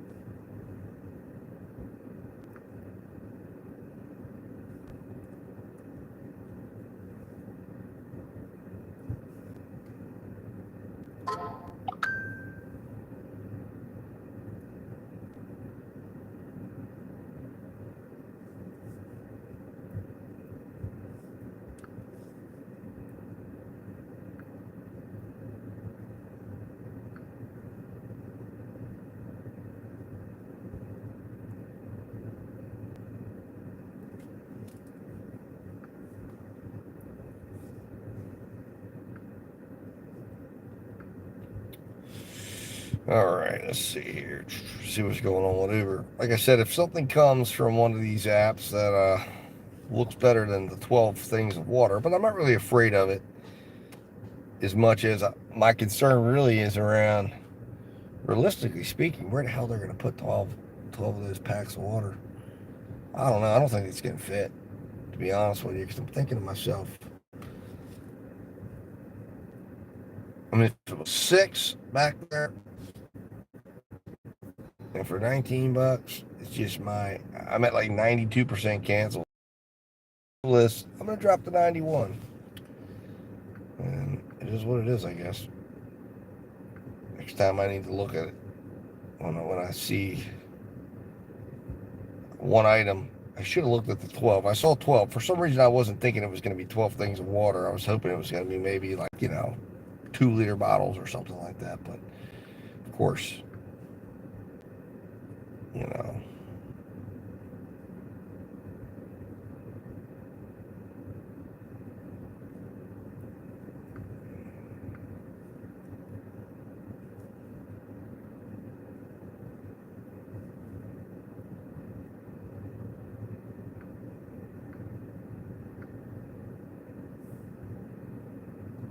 oh, my completion rate is at 90% today. I'm at 4.7 customer rating. Acceptance rate's at 11%. So, man, I'm getting down there. I thought I was at 93 yesterday. So I guess maybe it must have updated overnight or something. I don't remember ever not having an issue, but who knows? I have no idea. I think the danger zone is, I want to say 85, I think, on Spark. Let me see. My metrics. Let's see. Oh, there it is. Hold on a second. Let's go. Completion rate. See a detailed overview.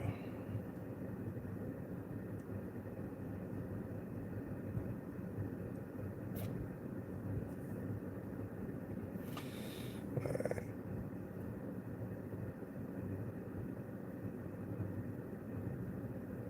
Let me see. There it is. Yeah. So completion rate is 80 to 94. So I've still got plenty. I mean, I've got a watch right now because I'm way lower than I've ever been on my completion rate. But red is where if you go below 80, kind of like DoorDash used to be, if you go below 80, you're going to get thrown off the app. Now, acceptance rate is 40%. That's what they want you to do. They want you to accept 40% of the orders.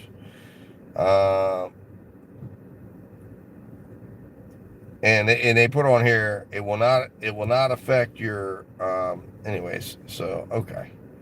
So with that understanding, I think we're gonna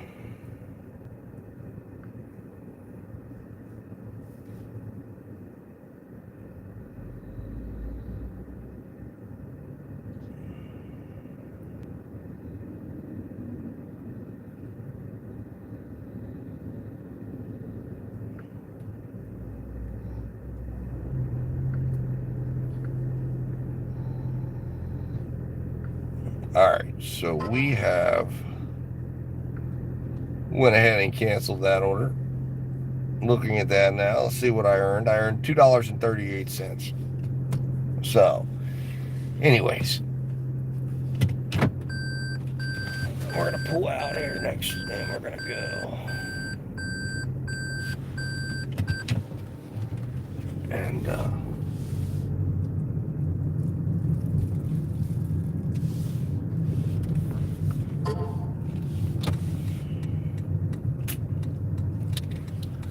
we're going to pay a little closer attention next time, because that was a absolutely not so great order. It looked like it was okay, but in my haste, in looking at it, I should have clicked into the items, and I just kind of trusted that it would be something that would be doable, and it was not. So onward we go, and now we'll find another spot to sit. We're going to test this area out right here. We'll sit right here behind the Walmart and see what comes. All right, let's see if there's anything in the Spark app as it is. And it looks like right now there's load time issues over there because there's a couple drivers. I'm sure some of you have heard people say that there's like groups of drivers and whatnot that sit around Spark, and there's a guy there that I think is the leader of that group, and he had two drivers there that he was talking to and going over, because I'll see them, they're getting in the car with each other, and I'll watch them, because I've watched, to see, and some of it I believe was conspiracy theories, but I've watched them switch phones. I've actually sat there and physically watched as I've been in this parking lot, and it's only at this Walmart. For whatever reason, it's this Walmart right up here. The other Walmart across town, I don't see it. So I don't know why they've targeted this Walmart, but it is a group of people, and they don't speak English very well. And it seems to be they were all now, and they used to be when the pickups and everything was in the front, they would all be kind of parked around, and this guy would kind of walk around and come into their cars, and you'd see him. Like I said, I watched him the one day. He switched the phones. I don't know if it was because he needed an ID check, and he handed this guy another phone. That kid got up and kind of looked around and saw me watching. I was almost going to film it, but I thought, nah, I don't want to do that. I don't want to get the problem. And then I watched that guy kind of walk up, and he got in his car and, went on about his business. And that guy now had another phone, or the phone that that guy previously had. So I know something is up. Oh, and DoorDash is up on red. So let's do that. So I know stuff is going on. Now, again, how they're bypassing this stuff, we have a shop, and that's for Hagerstown. We have all Hagerstown offers. So nothing right now for this Walmart. And I've noticed Spark will do that. Like if you cancel an order, all of a sudden you start seeing offers and it'll be out of your market. It's like punishment. Like, oh, okay. So we'll show you offers now, but now if you want to work, you're going to drive to another market. You're out of this market for a while. You're taking a pause. So Chipotle DoorDash was red, but it's 3 to 12 minutes. Of course, Grubhub's up, and we're still sitting in an orange zone, or right outside of an orange zone. The orange zone is still over the interstate. I have no idea why.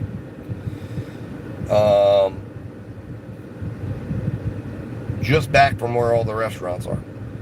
And then we have Uber. Uber now. We're in a hot zone for Uber as well. So, one would like to think we'll see some sort of action. And I'll be able to provide some sort of action for you guys. But, let's go here.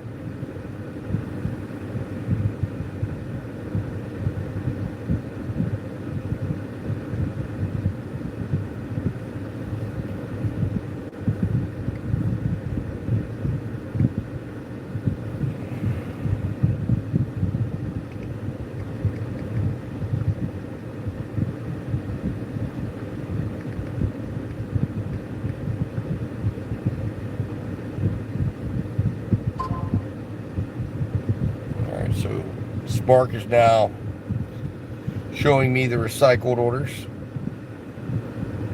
Yep, from the Walmart's about 20 miles away from me, from where I'm at right now. So not anything that's helpful for the time being. 9:17. So it has been now going on exactly an hour and 40 minutes since I've had any type of activity or options to work. So, not ideal, but it is what it is. We will not be deterred. We will not get upset. We will just simply wait. And now DoorDash comes in with Firehouse subs, $9, 7 miles. And that is a place I believe I've delivered to. Let me take a look at that.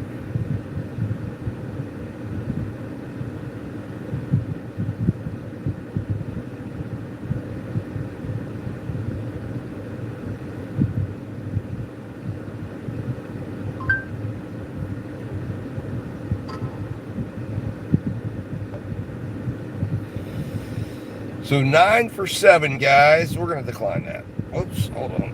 I get the damn Uber's got their stuff over. So we're declining that. We're going to see if something better comes our way. All right. right. And would you guys have taken a 9 for 7? Let me know. Is that enough? It's the beginning of lunch.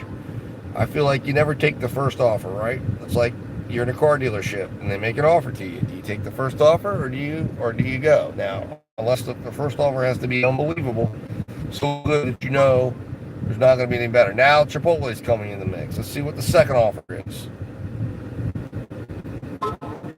And that one is an auto decline, $5.75 for 11 miles. So second offer, no good. Let's see what the third offer is, because they're coming now. So DoorDash is going to keep sending me offers. They found me. And it looks like Spark is now sending me a few offers. So that's a good thing. But the question is, the 9 for 7 was a lukewarm offer. It's one I could have done because in theory, where it was taking me to, I could have potentially got an offer from that zone in that area. Potentially. I don't know, but potentially. There was potential there. Now, of course, whether it was an offer I would be willing to do or not, I don't know, but I could have gotten offers. Which means the 9 for 7, as long as I get an offer from where I'm dropping off or within a vicinity of where I'm dropping off and I can get money again back in my car, then the 7 miles, it's a one-sided deal. I don't need to get back here. Now, it just depends. So here's Chick-fil-A now getting in the mix. And it looks like that one is a turn down. 82 cents a mile, $6, 7.3. Spark's got something for me. What you got for me, Spark? Nothing. 11.70. Sam's Club. Again, they're sending me everything in the neighboring market. Which again, it's kind of like I feel I'm in the Spark penalty box for having canceled that order. But I mean, 40 counts of water for $19. The more I thought about it, and the fact that it wasn't ready right away, you know what? The hell with that shit. Let somebody else do that one. I missed the delivery opportunity, so that one timed out. I don't know why the turn down wouldn't accept. So now we're at 6%, guys. All right, so now Panera Bread's in the mix. It's $11. Sapwood Drive. Going, and this is definitely an area that you will not get an offer in, period. We will have to come probably 8 miles or so. So this is really an 18.7 mile, $11 offer, and we're going to decline it. I mean, return to DoorDash. There we go. So we're getting offers. I have confidence we're going to get something here soon. We will find something. It's good that the phone's awake again. Spark seems to be sending me stuff. It's just not in my area. So we're going to just actively reject everything. And the other thing that's going to happen here too, I'm quite confident of, is Grubhub and Uber Eats will get into the mix here shortly. We will hear from them. Now, again, and there it is, 6 for 7. Turn down Chick-fil-A again. Boom. So fast, I almost didn't see it.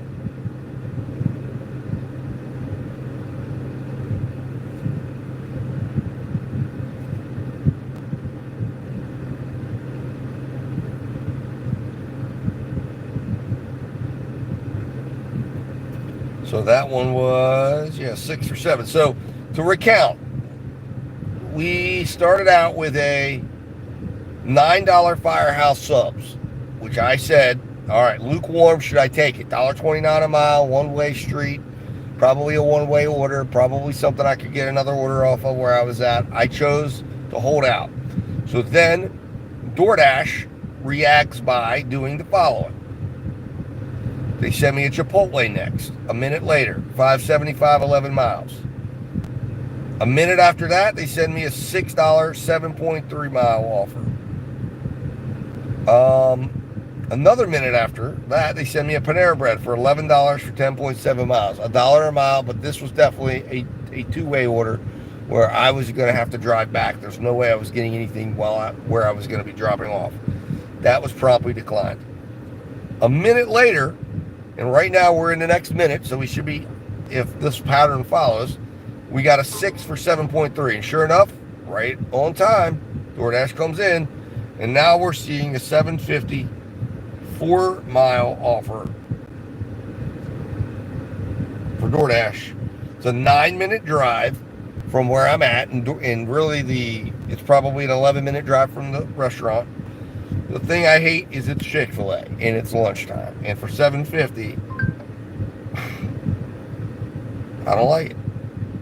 So we're gonna turn it down until I get something that I think has enough money in it that I'm willing to go stand and wait at that restaurant, and I'm willing to do it. And because if that order ended up taking me 35 minutes for $7.50, well, you do the math on that, or 30 minutes for $7.50. And believe it or not, getting in that place, I'm going to have to at lunchtime. There's not going to be any parking. I'm going to have to park in the next area up. And here we go, guys. Well, look at this. We waited. And what do y'all think about this one? 1560, 7.1 miles, Cafe del Sol, Chipotle. Potential here, there could even be extra in here. We're going to go ahead and take this one. I like the restaurants. The Chipotle is easy in and out, and it's $15. So where are we going to first? We're going to Cafe del Sol. And what are we picking up at Cafe del Sol? 3 items. Baja fish tacos, black and blue steak salad. And actually, I like both of those. I've had both of those. They're very good dishes. And we're picking up a Dr. Pepper. And then Chipotle, we're going to be picking up something else. I don't know what that is. But $15.60, 2 orders. I'll do it. I'll do it. That's not a bad offer, in my opinion. If I can get this done in 30 minutes, we're tracking at about 30 an hour. If I can get another order in after this, and I'm going to keep my Uber and my Grubhub on the entire time, so that way if something comes in that I can do. The other factor that I can have is up until I pick up this Del Sol Cafe order. If need be, there's always a leeway to swap one of these orders out with a better one. But I don't know. The problem is, obviously, I don't know what that is going to be, because I don't know which one. One of these could be a low-paying order, and one of these could be a high-paying order. Or they could both be similar paying.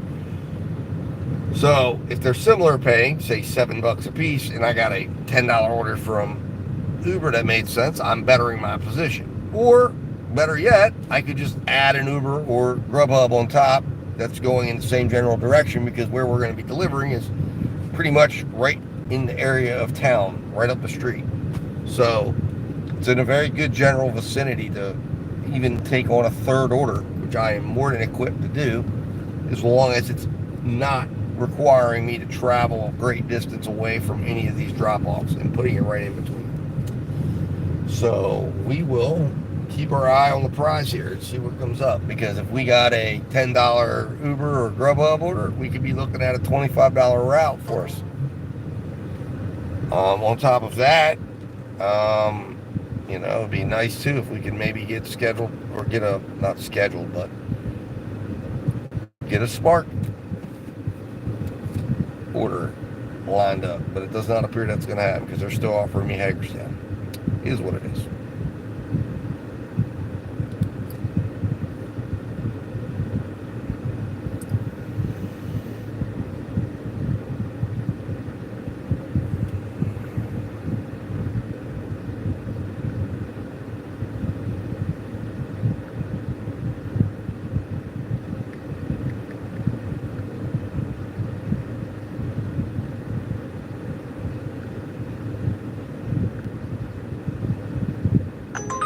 So Uber just came in the mix, $3, 10 miles. That's obviously not happening. That is not something we would consider adding into this order.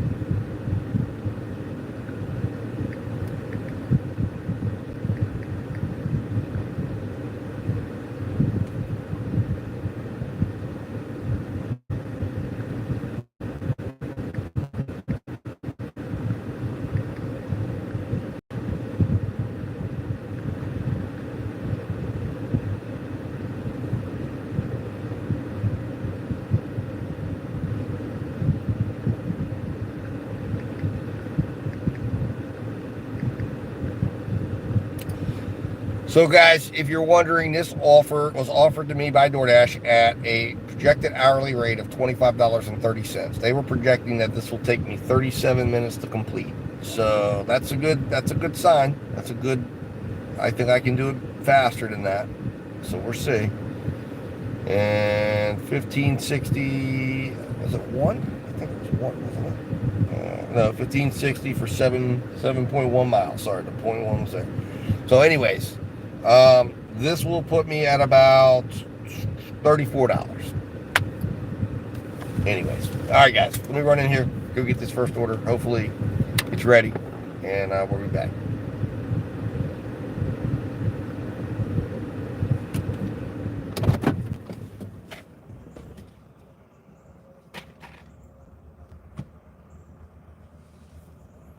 And we'll be back.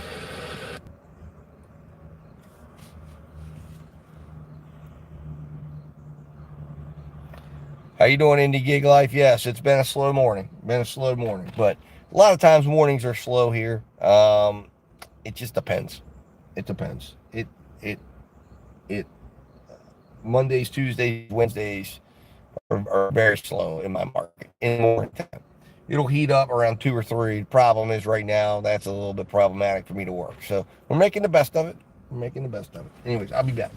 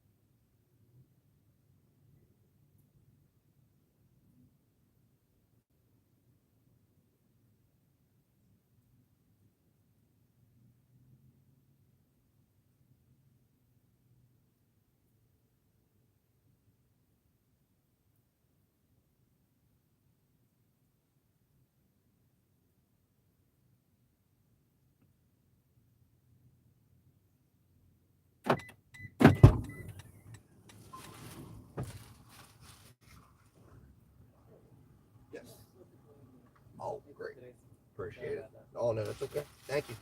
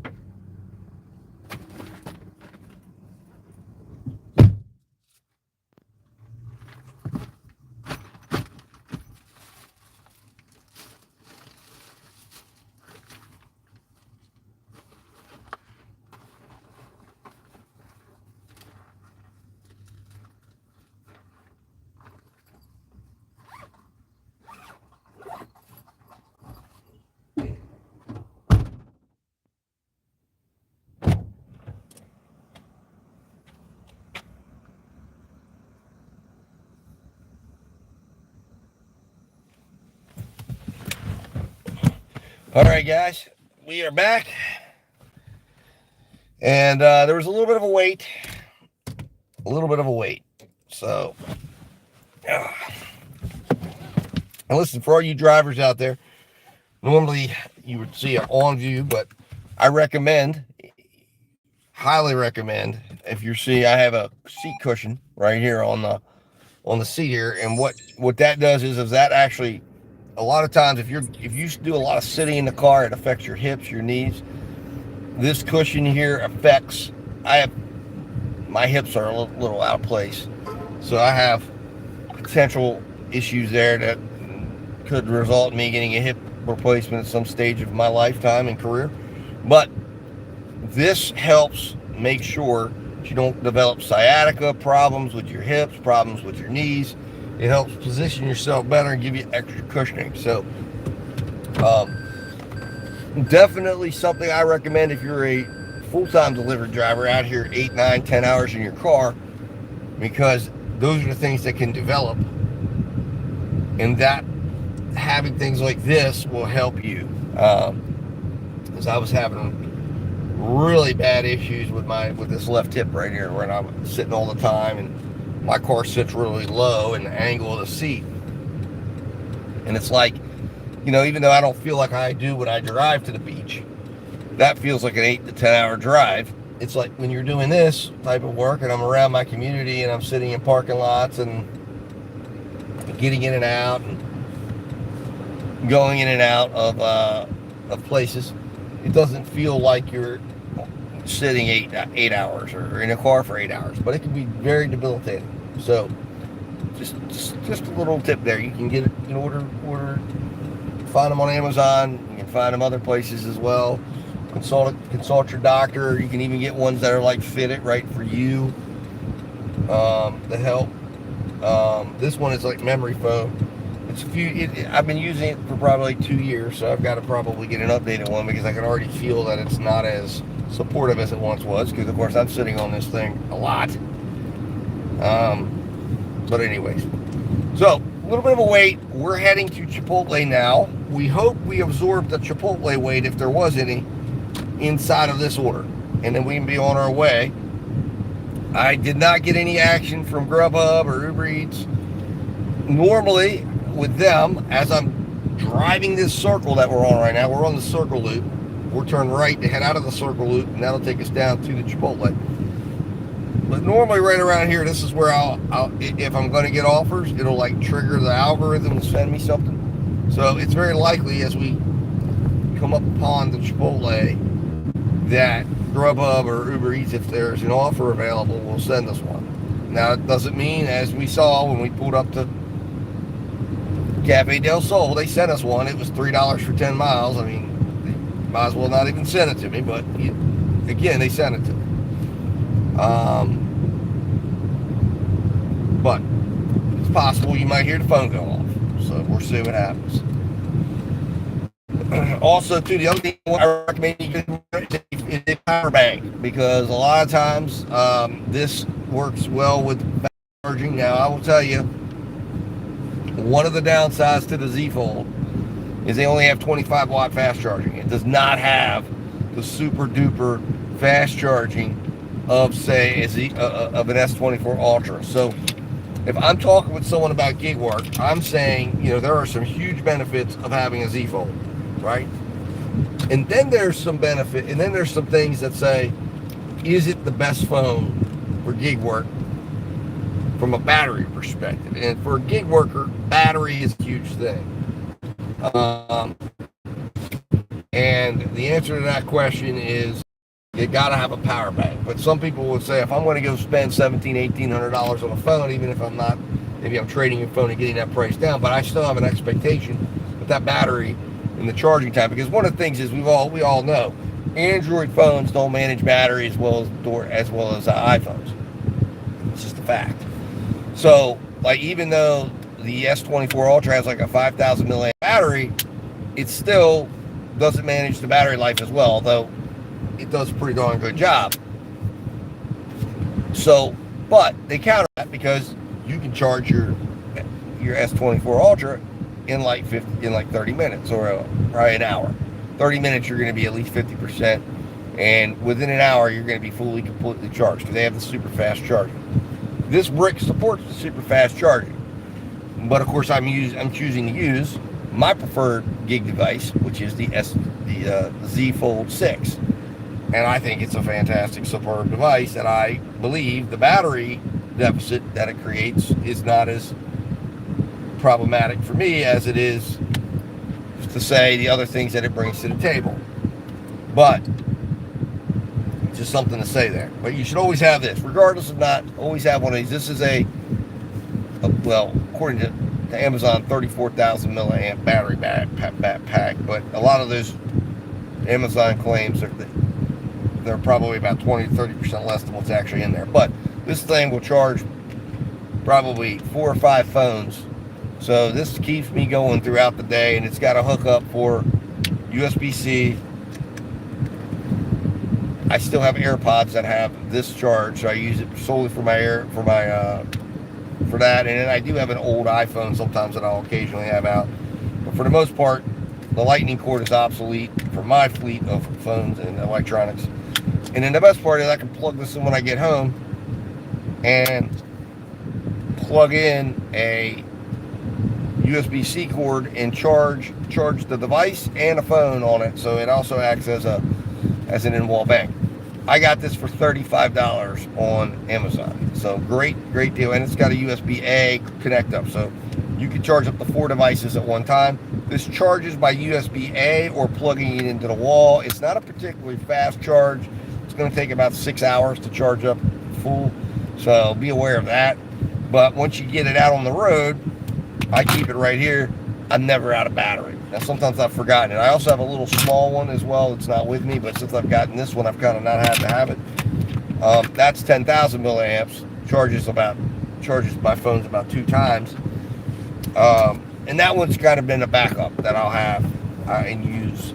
But you have to plug in something to that one. Anyways, let's run in here to Chipotle, see if this order's ready. I'll be right back.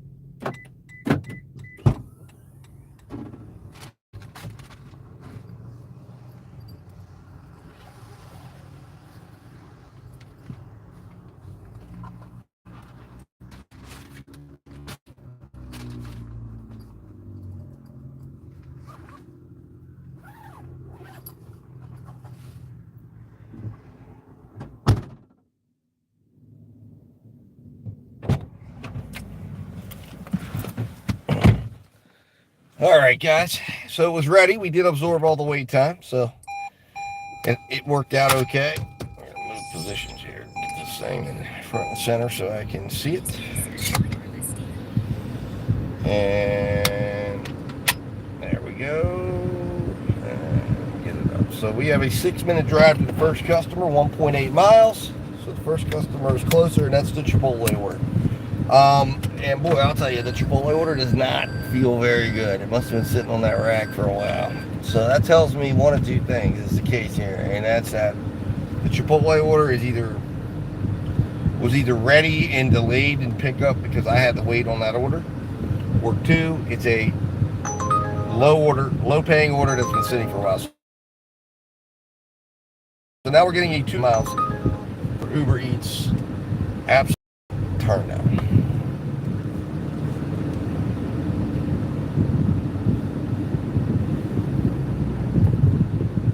Okay, so we're going over here to this other development. I guess we're going to go out a little bit, make a circle. But yeah, so that's what that tells me. And that's been sitting for a while because people didn't want to take it. Or maybe, like I said, it could have just been that it got, done and I'm waiting and delayed on the Del Sol Cafe order. So we'll see what happens. And there's a panhandler over here dancing to my right, trying to get money for people. Quite an interesting scene. I wish I could show you. If you guys are watching me. I guess I could take the phone down, but I don't want to disturb my friend here. Just let him have some fun. Anyways, we'll see what happens here. Because I'm hopeful that we'll follow up with something here. Something decent after this. Maybe we'll get another Spark opportunity. I don't know. It's 11:30, so we're getting started with lunch. I'll tell you what, though, I walked into Chipotle, man, and I realized how hungry I am. And I said, geez, I really should be in here eating, not working right now. Of course, I haven't made enough to eat. I'm too far away from our goal. If we were right next to our goal, and again, some mornings, there's some mornings it would have been having a $115 goal for the day. I could have easily been at 80, 90 bucks right now, and we would not even be sweating whether or not that goal is going to be achieved by 2. And then there's days like today where it's just crickets, and you end up accepting a $19 12 packs of 40 packs of water, and you realize you got to get out of that shit. I mean, I don't know. I feel like, but I got to be careful because I'm now in the 80s. I've never been in the 80s on completion rate. Although Spark's never had completion rate. This is a new metric that just started like 3 weeks ago, and I've absolutely tanked in it. When I first started with it, I was at 94%, right below. I was in the orange. I went up to 95 for a little bit, and then I have fallen. And the problem is now they're like 100 orders. And my concern with that is I've had Spark now for over a year, and I've only done like 494 orders in my lifetime, and that was part of the 3 or 4 months. So 100, that's a lifetime. That's a long time. So I'm stuck in the 80s. I've got to be very careful right now that I'm paying attention to the orders. I'm not snap agreeing to these orders, and that I create, because then there's some circumstances, like I said, where they've been taking me off orders and impacting my rate. It's as if, I don't know. So it is what it is. Spark is one I want to protect, but I feel like if you're going to try to go after me, I'm always doing what I'm supposed to be doing. I'm there on time. Like I said, I arrived. I literally went from where I accepted the order yesterday when they took me off the order yesterday. It was right up over here. I went from here to the Walmart. And by the time I got there, they were ready to take me off the order, so much so that I went in to go and check in and put my parking spot in. The app, I'm assuming the app was acting funny, probably because I'd already been taken off the order. They'd already taken me off the order. They didn't even give me a chance to go from here to Walmart, and they were ready to pop me off that order. It was an ASAP order, but I'm like, dude, what are you doing? And it was sending me the warnings because it wasn't picking up on my GPS location. Why? I don't know. But it is what it is. I mean, stuff like that, what are you going to do? I can only do what I can do. And it is what it is. You just got to keep going. And now, today, 100% my fault. And then there was 2 instances yesterday or a previous day where, I don't know, maybe they counted them towards me, but I couldn't find items on shops. There were 1-item shops. They were actually COVID tests, and they were out of them. And I got an order, and it was a COVID test. And then there was another one. It was just a COVID test. So I felt like maybe they were like testing, using me to test. But in both cases, I had, to process it out as order unfound because the store was out of them. Now the next day, they were back in stock. But who knows? Anyways, I mean, that's just stuff that you can't really. It's beyond your ability to control it. So you just got to go along. And if fate doesn't want you working in that, it is what it is. $2.55 from Uber. We're turning that down. 4 miles. No, we don't participate in that stuff. That is a garbage order. Alright, so now let's go deliver the Chipotle order here. Make sure it's the right one. It is. Make sure we're at the right house. Contactless delivery from the app.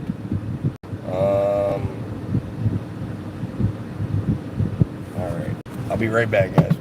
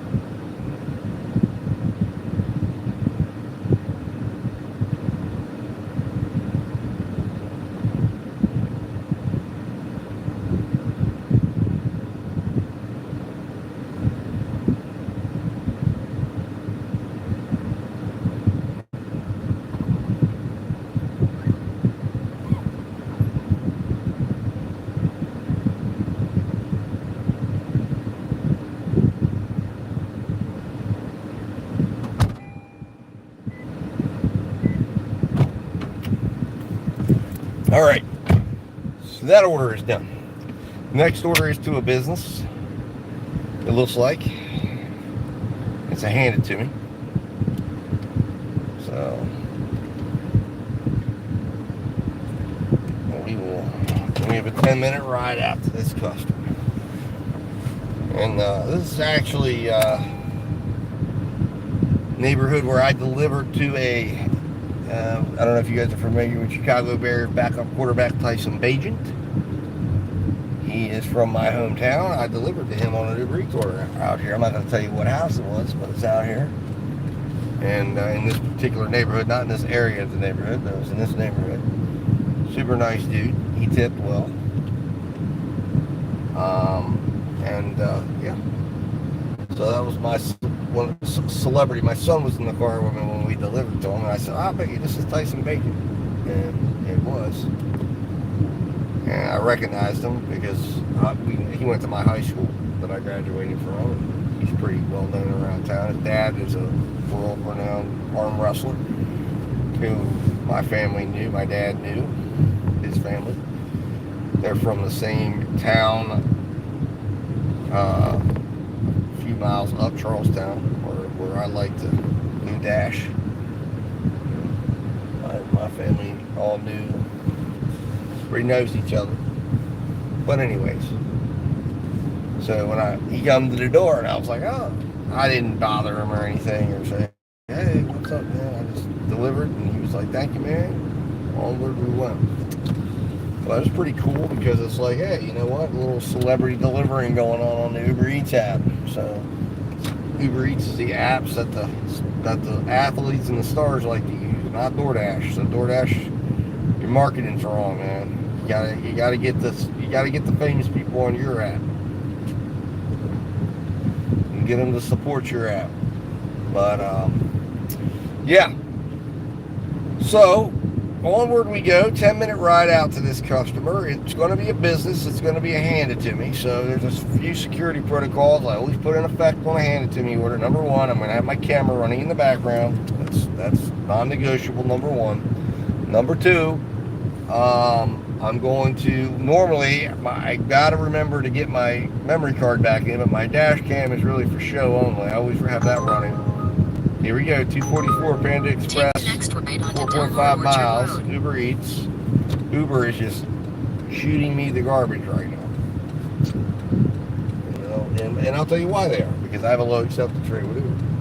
But I have a high customer rating, 99% thumbs up, at least last time I looked. And then I've got, whatever, there's another rating that's, cancellation rate's only 5%. That one is one that's pretty strict. Spark, I got it. Like I said, I can tell you right now, part of the reasons why I'm not seeing quality Spark orders has nothing to do with acceptance rate. It has everything to do with that completion rate. So, you know, I put myself, I think, in a bit of a pickle with that. What am I going to do about it? Well, nothing more than just try to find orders.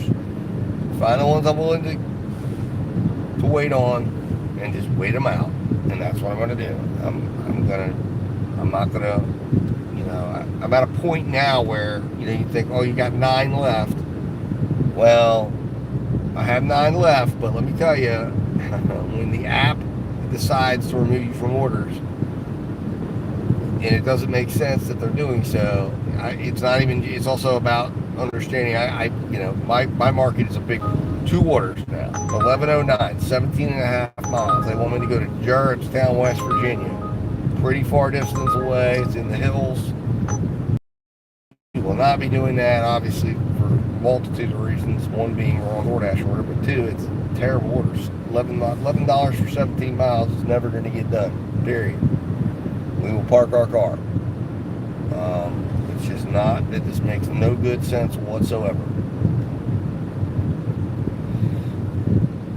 Let me know, what's the worst app you've ever done? Right now in the comments, if you're watching the replay, if you're out there and you're able to put in the chat, what's the worst order you've ever done? In other words, money versus miles. So $3, 3 for 16. What is the worst you've ever hit accept on? And then put in there why you did it. Were you trying to get a certain rating tier? Or was it just you have a belief that those somehow make sense for you? What was the reason why you would do it? I'd love to hear from you. I think it'll be interesting to hear. Because I don't know why, other than chasing a ratings tier, anyone would ever consider doing a $3.50 for like 17 miles, or in this case, $11 for 17 miles. I mean, I don't even think it cash flows out. And I didn't look at the time on the order, but I think they may have only had it on like 35 minutes. But the issue at hand is if you're going 35 minutes in a direction that requires you to go all the way back pretty much to where you were coming from, that's an hour. So they were paying me $11 an hour for that order, which doesn't make sense for me to do. I think I can wait and make $11 an hour if that's what I'm going to end up having to make for whatever reason, and do so at a better miles to money ratio. If I were to so choose to take orders that result in $11 an hour, and perhaps maybe waiting long enough, it could happen. Especially when you're in a time constraint like I am, with having to quit at a certain time because I've got to go move, shuttle and pick up my son and all that business. But it is what it is. So we'll see what DoorDash has in store for us next. We'll see. It's been a slow day today. There's not a lot happening. Spark is not doing much with me. I think they put me in the timeout bench. So there's a couple ways I handle that. One of them is turn it off for a while and just let it be, turn it off, and then wait a little while, wait an hour or two and turn it back on, and then either whatever issue that's going on in terms of maybe it was just a bad time, it's over with, or if you're really put in some sort of a virtual timeout where you're being ignored by the app, a lot of times they'll reset that. But either way, you're going to start seeing offers again. At least I do. Maybe it's a placebo effect, but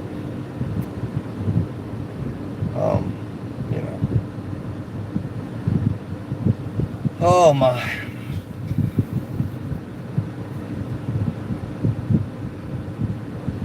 But I'll tell you what, though, there is an issue right now that's creeping up on me, and it's called hunger.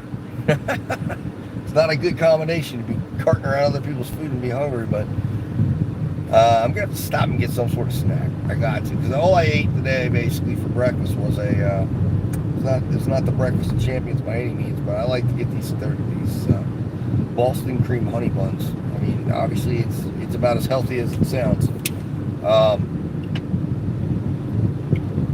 And a Coke, which is still kind of getting old now. And that was about 9 o'clock, 9:30. I was just getting started. I stopped off. My first order was at Sheetz, so I stopped off there while I'm picking it up, and I picked up those items. So let me get some food in my belly, and it lasted for a little while. And then I walked into Chipotle, and I got hit with that beautiful Chipotle aroma, and it said, "Man, I'm hungry." And I don't think it's going to get better. And this is going to be a persistent issue until I eat something and make it so that it's no longer an issue.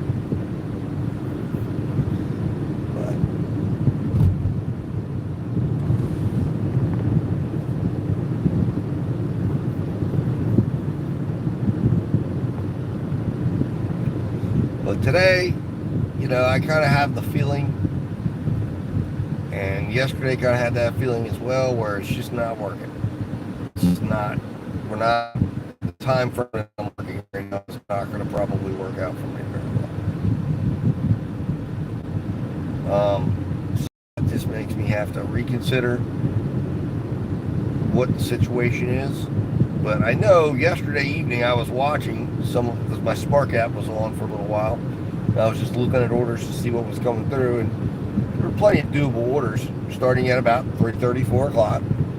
So my hope today is that we can make as much as we can now. I'll drop my son off, and I'll go out for a couple of hours after I get him dropped off. Although my wife and I have a few phone calls to make that we have to make over, serious business that we need to get taken care of. So I don't know really that I'll be able to do much more work today. So we might take the L if we don't.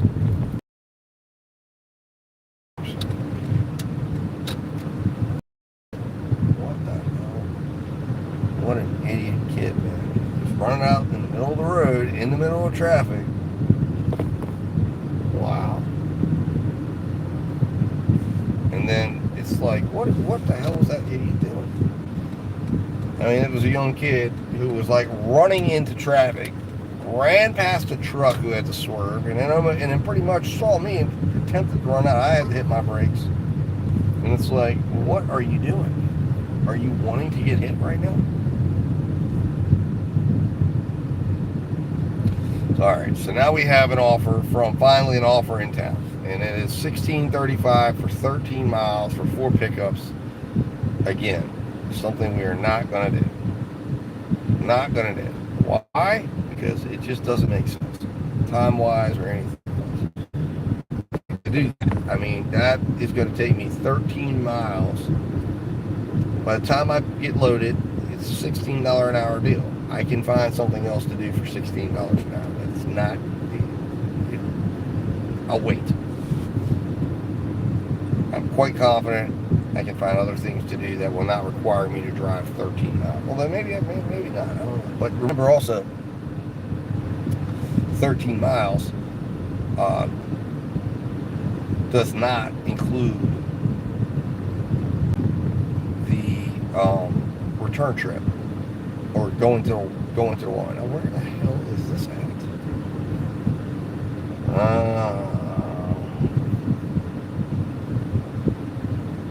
That's what I thought this might have been. It's not a business after all. Maybe it is a business. No, but I think this is this weird thing that they got going on. Alright, so now I got to figure out how to get the hell to this place. Good morning, Presley. Thank you for stopping in. Boy, this is an absolute shit show. The place I got to deliver is literally to the left of me, right outside my window. You're seeing a building. There's a place called Habaneros. It's a restaurant similar to Chipotle. And it appears my delivery is somewhere in there. Somewhere in that area. But there's no left-hand turns. So that creates a problem.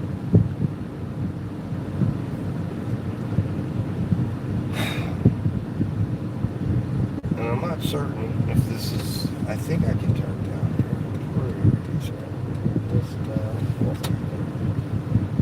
I'm going to have to get out here. Anyway, I got to figure out how to get to the other end here. So this is a logistical nightmare. But I think I have an idea. This is a apartment building my dad used to live in. I can come down through here. I think I can get up and get access. Yes, I can. Going up this way. But this is the old train station. In fact, it's one of many historical buildings in downtown Martinsburg. It's been refurbished and restored. At one point, they were going to do some shops and things out here. All right, so we have figured out how to get going in the right direction. But now it's figuring out where the hell this place is actually at.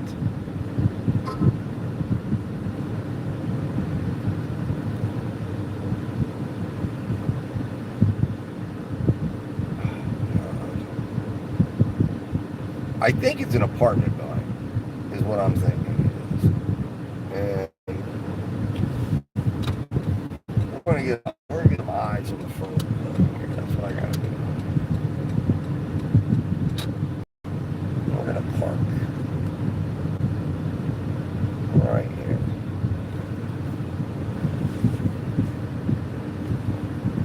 Because I gotta figure out where the hell this place is.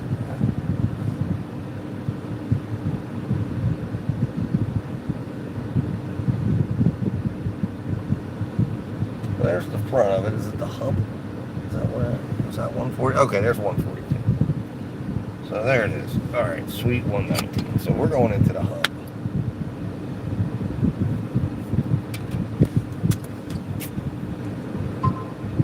Oh, the fun of when somebody decides to be in a place that is not extremely self-evident as to where the hell they are. They just decide, you know what?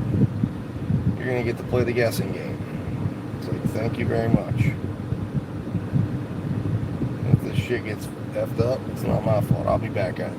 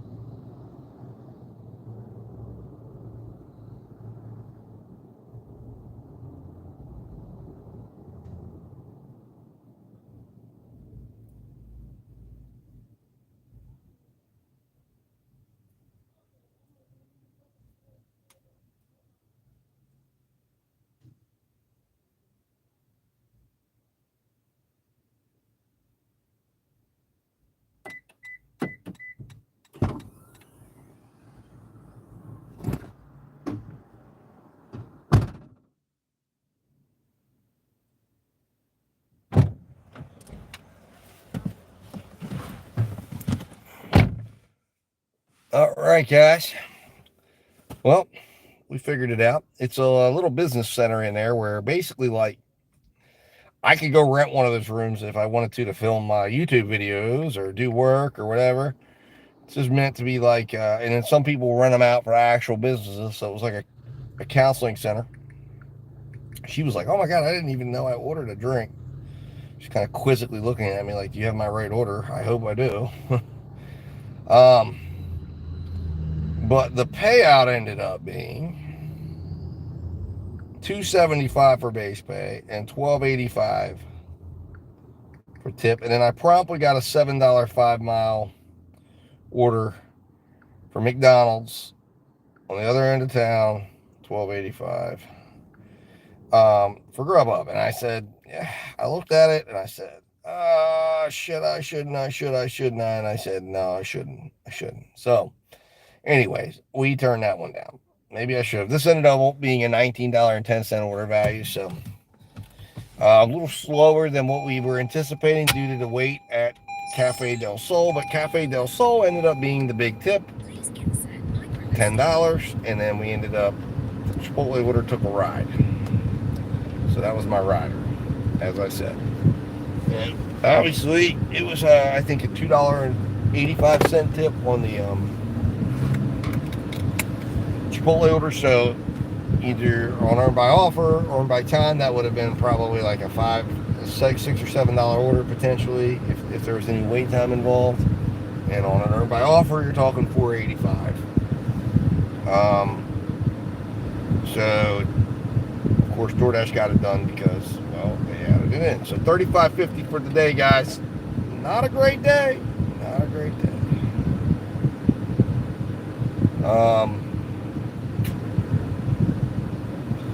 All right, so let's take a look and see before we get into the mix here. Is there anything in Spark? There is not. Looking at our Spark map, neither Walmart is lit up right now, so there's no reason to go. We're going to go in the direction of where everything is hot for food delivery. It looks like heading back to where we just came from. It's going to be the smart equation to make, and DoorDash we've heard nothing from yet. Saying 2 to 6 minutes, and they're telling us head back in the direction we just came from. So all indicators pointing that we need to return to where we were at. And here comes DoorDash. Oh, no, that was fine. Sorry, that was a YouTube notification. Same color as DoorDash, but not DoorDash. But I'm sure we'll hear from DoorDash shortly because they will be in the mix. They will be in the mix. I'm quite confident. Oh my. So we'll see if we can break $50 here in the next 30 minutes. That would be fantastic. Can we get an order or two? Break us into the brake turn on red after stop. Alright, we're going to go ahead and make the right turn. We stopped. Y'all saw it. But they have a little interesting thing going on there where we were just at. They've got, like I said, they've got the business office. It's called the Hub. And you can rent by the hour, by the day, by the month. They've got little conference rooms. They've got nice desks and everything. So, I mean, you can rent, in theory, it's meant for you to be able to go down there and rent a little space and have privacy, shut the door, and do what you need to do. Now, on the other hand, they also have a little spot down there. It's a hidden little gem in there I've delivered. I thought that might be where we were going, and it's called the Queen's Inn. And man, I haven't seen inside the rooms, although I looked it up, and the rooms look quite nice. I didn't even know it existed until I delivered there. But inside, it's really super nice. And I mean, you wouldn't even think, like, it's right next to the Mexican restaurant that I talked about, Habanero. But it's like apartment / Airbnbs that you can get downtown. They're not meant for, like, you know, people coming in and spending time in the area, and you get to spend time downtown, and they're super nice. I think there's like 8 of them or something in there, I don't know, it looked like they were booked pretty solid when I went on their website, because after I delivered there, I was quite interested. I was like, what is this place? Because I was shocked. It's like, it's very unassuming. It's very downtown, looks kind of a little, that area, they've tried to fix it up quite a bit, but it still looks a little run down. And you walk in there and you're like, what place is this? It's like a luxury hotel, a luxury boutique hotel in there. And I was just beside myself. I couldn't believe that they had hidden that in there. And you walk through the door, like I had to go in, they put a code in, gave me a code. I walk in, and it doesn't look like anything. It looks kind of like a downtown apartment building would. And then there's another big door, like bulletproof door. And that one you put the same code in. And then when you walk past that door, it's like walking into a different world. And I'm like, what the hell? And apparently they've even got a rooftop apartment that's got like a rooftop area that, I don't know, it's pretty crazy. And I'm like, what the hell? When did this come, and are they going to make it? They've also got a nice place across the way there, which is where we did my dad's, after his funeral, his little kind of wake reception, receiving place, whatever you want to call it. It's called Bree 27, I believe. It's a nice wine bar, so it kind of fits in line with those places that people would come into town and walk across the street there. It's very expensive, but it's very nice. And unfortunately, you got that, and that's that. And then everywhere else, you're going to have to take Uber. But let me tell you, this town does not have a very good Uber system as far as Uber drivers. And partly because Uber doesn't, and now I understand why, because Uber has an issue with anyone that lives here can't Uber here, because if you sign up for West Virginia, you're going to get put in the Morgantown market. Now, the interesting thing is, my son goes to WVU now, so I was up there, and I was able to turn on my Uber Eats app and fire it up, so maybe I would still be able to, I mean, maybe Morgantown would stretch all the way down here. I don't know. Maybe it's not an issue. Maybe I could sign up for West Virginia and go in the Morgantown market and finally do rideshare. Although, honestly, I've kind of taken the opinion now that I'm not really worried about rideshare anymore, because, I don't know.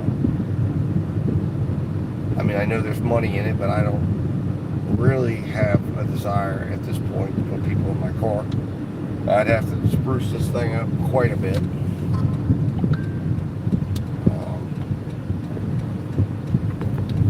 And yeah, I don't know. I just don't know. I think you got to get special insurance for it too. I do believe, because you're carting around people, so it's kind of important you get that and let your insurance company know, so you don't get into an accident and then you're not properly insured, and your passenger gets the inevitable interview from your insurance company when an accident happens. Not to say that anyone's planning for an accident, but if you're going to do something like rideshare, you should always prepare for that potential possibility. Alright, so we're back in the area we've been in, guys. If you've been following the stream, we're in the loop. We're riding the loop right now, as I will call it. My son and I will call it. And we're going to see if we can trigger something. Now, there's a Walmart over here. I mean, this is the main spot. And we can just hope that we're going to get in line with the algorithm, because we've heard nothing from DoorDash since that drop-off. And we've made $15.60. Are they going to leave us for the hour? They could. So then it's the job of Grubhub and Uber Eats to help pick up that slack and find me something. And now Walmart comes in. And this is my real big player here. So I've got to really protect this relationship much better than I'm doing. Alright, let's...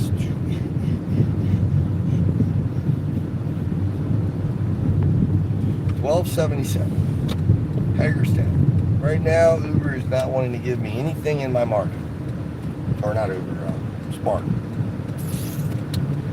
So, and we definitely will never take something out of market. Uber comes in now. All right. Here they are. This wouldn't pass the filters of my DoorDash app. It's 586, 2.6 miles. since I'm not in the Uber app, I'm going to have to go to the Uber app in order to see this on a map. So where is it asking me to go? I think it's at the hospital. Oh no, it's taking me to Delmore Orchard. Actually, that was the school. Yeah, no, I'm glad I let that one go. I was thinking about it. $5, 2 miles. Sometimes you take something just to kind of get going, get moving. See if you could stack that on top since it's a low mile one.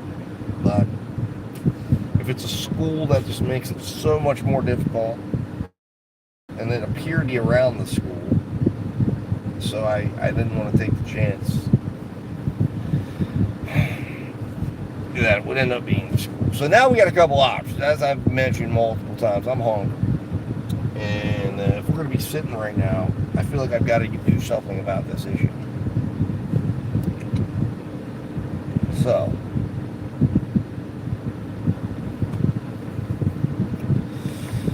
the question is, what am I going to do about the issue? Am I going to go get something formal? Get some food? I haven't really earned it money-wise, but it'll all be alright. Or do I go to Sheetz and look for a snack, a holdover snack, and then eat when I get home at around 2:30?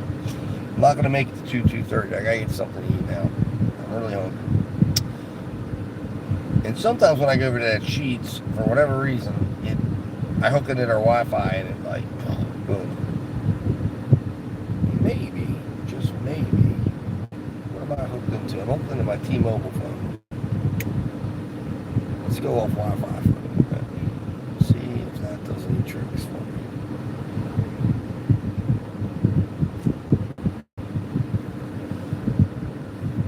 Let's see what's going on with Rody. Oh, I went off my Wi-Fi, my other phone Wi-Fi, and look at this. Sure, lo and behold, do I have Rooster Drive. 20-minute drive. They're offering me $11.50 for 11 miles. Absolutely not. I delivered a Subway order out to that residence, and it is a hike.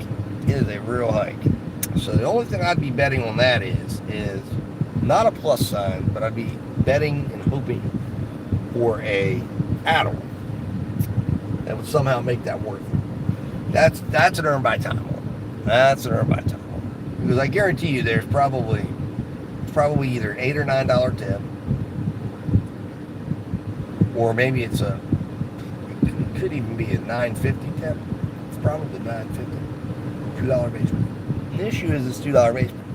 So what DoorDash is doing there, as I've mentioned before, and I explained to you how this is working for DoorDash. If they get me to accept that order at a $2 basement, and I'm getting a $9.50 tip. So in their world, a $9.50 tip is a higher tip. I've been prioritized for the higher tip. Not better miles to money, higher tip. That's what earn by offer drivers are prioritized. Now, since that order, DoorDash was, and we'll take a look, the numbers are all here. The facts are all here. I don't have to guess about anything. I can look at it and tell you right away. Oh, wait a minute. DoorDash is back in. $6, 8.9 miles. Panda Express. Thank you for taking care of my work. So, sent it to me at 12:07. So, DoorDash, the value DoorDash is extracting with that tip is 52 minutes.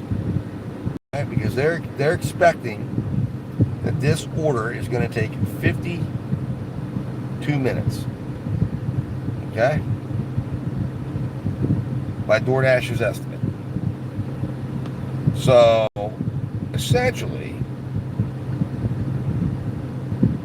let's see here.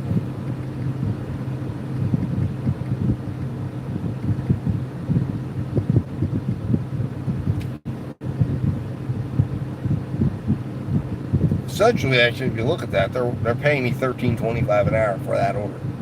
So actually, in this case, the full amount of that tip, okay, because essentially the way they're looking at this is if they gave me that tip, that $9, okay, out of that, and this order was given on a earn by time basis, I would get about $11, and then I'd get the $9. So this would be about a little over $20 an hour order, if it lasted as long as they're saying. But instead, they've given it to me over here on a $2 base pay basis with the $9.50 tip, or if that's what it turns out to be. So as a result, I have traded that base pay for the $9.50 tip. So they can take that $9.50 tip now and slide it over to the earn by time people and give them that amount, because I've given up the base pay. Now, obviously, it's not going to take me 52 minutes to do that order, okay? It would take me probably more like along the lines of 35 minutes, and DoorDash knows that. So, but whatever time I spend on that order, let's just say it was 35 minutes, and that's going to align better with the numbers there. But they're estimating at $13 an hour. That's what that order they were estimating for. $13.25 an hour. It aligned perfectly with their earn by time basis. Now they figure I'm going to get it done quicker, because they know that, I'm sure based on their metrics that they have on me. So $13.25, but let's just say it's 22 cents basically a minute.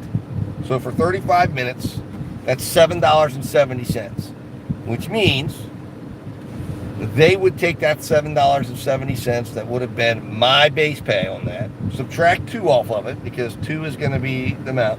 So $5.70 of that tip of the time I'm giving into that order is going to go, I'm giving up, and I'm getting a tip. So they can now take that $5.70, okay, and add it to the $2 base pay that they're already generating, or would be generating off of their delivery fees, and they now have essentially $7.70 base pay to pay out on an earn by time to get an order delivered, which means if you're running that, $7.70 divided by 22 cents is 35 minutes.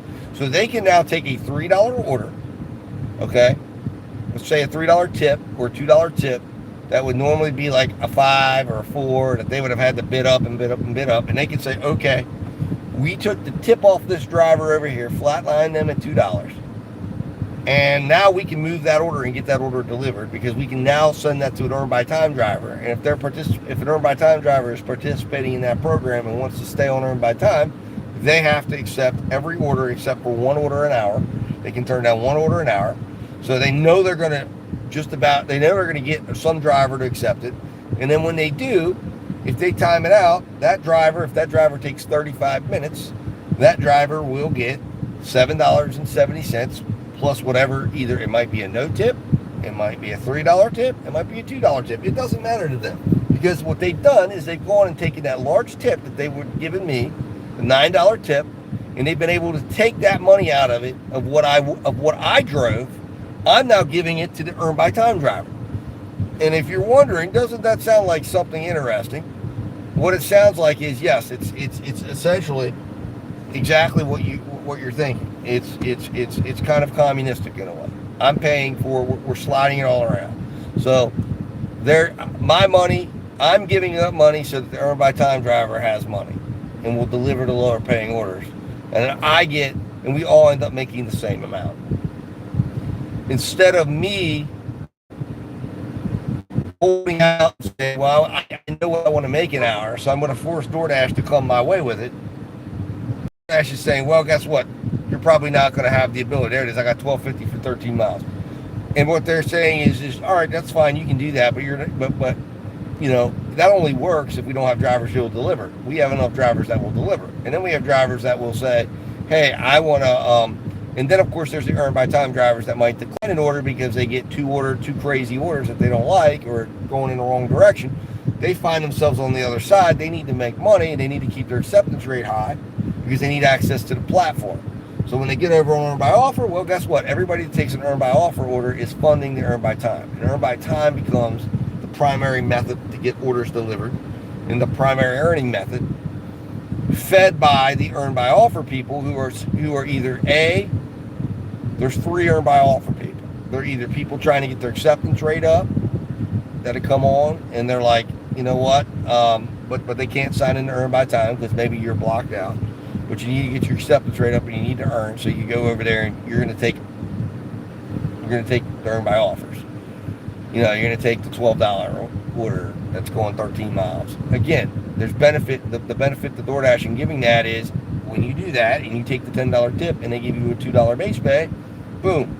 Not to mention that there's people will, the driver, that the cherry picking driver, any driver that takes an earn by offer is funding the earn by timers who DoorDash knows is going to use those to get all of the low tip, no tip orders delivered, and will get more orders delivered for DoorDash. And the best part is DoorDash has essentially created the zero cost driver that they've been wanting to do, which is why Tony Xu was so excited about it, because of course DoorDash drivers are bad with math, right? So is the media, and so is everybody. But it's a zero cost. It's all paid for by the tips of the customers.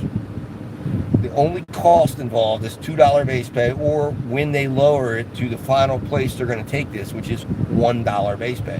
When they get to $1 base pay, they're going to have even more money to fund the earn by time. And you're going to probably see earn by time go up a little bit because they're going to have some space to do it. But they're going to have more money than ever to fund the earn by time side, which is the main driver of getting orders delivered. And by going over there to earn by time, DoorDash has more control than ever to be able to regulate what the driver is making per hour. And like I said, it will by definition keep us on the hamster wheel because the one side feeds the other side. And then you've got the tier system. The tier system will keep everyone engaged and gives purpose for people to show up on earn by time. Why? People say, I'm going to show up on earn by time to get my acceptance rate up. Or they're tired of sitting around and waiting and not working, and they need to earn, and they're like, you know what, I can't, I have 3 hours to work today, and I can't sit out in the parking lot and know if I'm going to make it or not. And if I sit on earn by offer, I might get 3 orders at the last hour that gets me where I need to be at, or I might not. I can't live that way. So I'm going to go on earn by time, because earn by time tells me I'm making $13.25 an hour plus tips, and that normally amounts to about $19 an hour. So at least I know that if I come out, I'm going to be working 80-90% of the time. I'm going to make somewhere between 15 and 20, 18, 15, $20 an hour, and boom. And essentially, they create the robot driver. They create the driver that does exactly what they want and follows the parameters and follows what you need to do.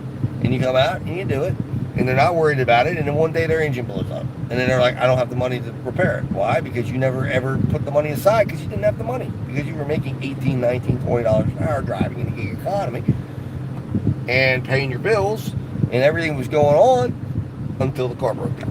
And then you're like, oh shit. So again, that's where you get into stuff like Dashing with John has come up with an idea of renting a car. Is that viable?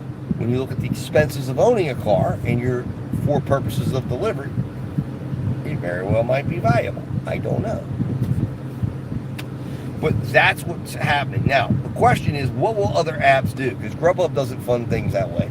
Grubhub has an $11 an hour guarantee that if they don't send you enough offers, they will pay you $11 an hour for every hour that you're out on a block, provided you accept 95% of all orders, which is a very high amount.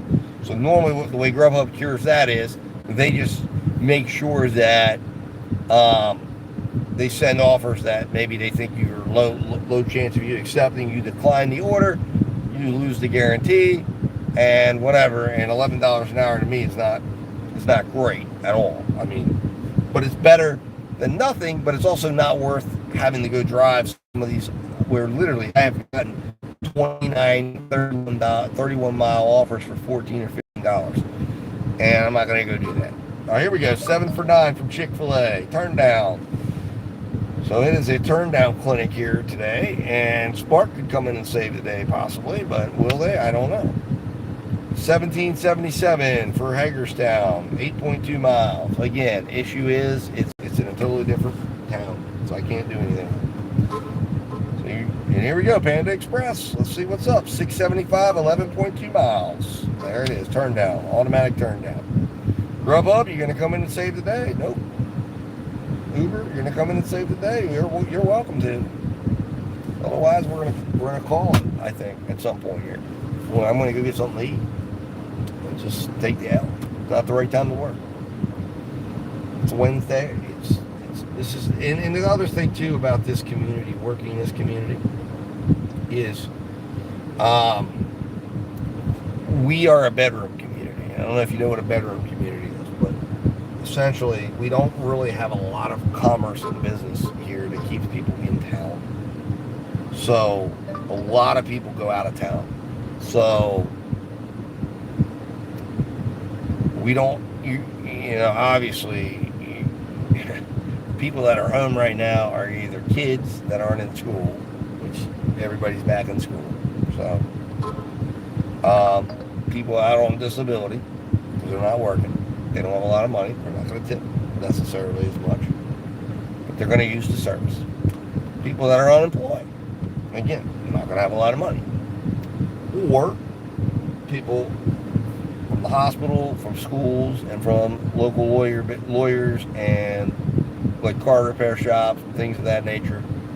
And again, after some of those are the ones we're going to be fighting over. So it's not going to be very many. Those will be the better paying ones, but they're not going to be as many around. And that's the issue. And that's why this town will light up 3, 4 o'clock, because people will start putting in their grocery orders and doing then their order out for dinner. And this is a great community at dinner time because people come off the road. They're not wanting to cook midweek, and they're like, hey, you know what? I ordered DoorDash tonight. And when I get to my house from driving, my DoorDash driver will have delivered my food for tonight, and my family and I, we can all eat. And that's why it thrives at dinner time. But during lunchtime, if you're trying to be a lunchtime worker here, it's few and far between. Spark is light during this time, and that's what I'm feeling. Now, if I chose to, and maybe perhaps tomorrow I will do that, my son's school is at the border of Maryland, but I chose to come back down here today, mainly because I have to go drop something off here. In fact, I think I'm going to head over to go do that errand. I have to drop something off here in a few minutes. So I think I'm going to go handle that. I was hoping to maybe get an order heading in that direction, or get at least another order before I took a break to do that, but I've got to drop something off. And then,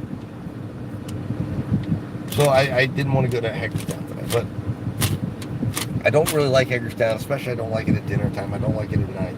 But it is a place that has a lot of business presence. I mean, a lot. There's factories, there's just a lot of stuff. There's Amazon plants, there's doctor's offices.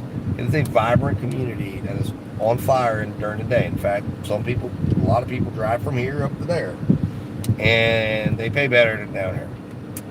So during the day, that's where I've gotten, in the past, I've gotten lots of catering orders and catering opportunities and everything else.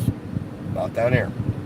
Few times I've gotten, but not on as frequent of a basis. So my better play, probably, if I'm going to try to have to play the day game, is going to be drop my son off and then go up there to Hagerstown. The thing is, I'm not a fan of the Spark up there. While there will be well-paying Sparks, a lot of the Walmart customers are downtown Hagerstown customers. And my issue with downtown is there's not adequate parking.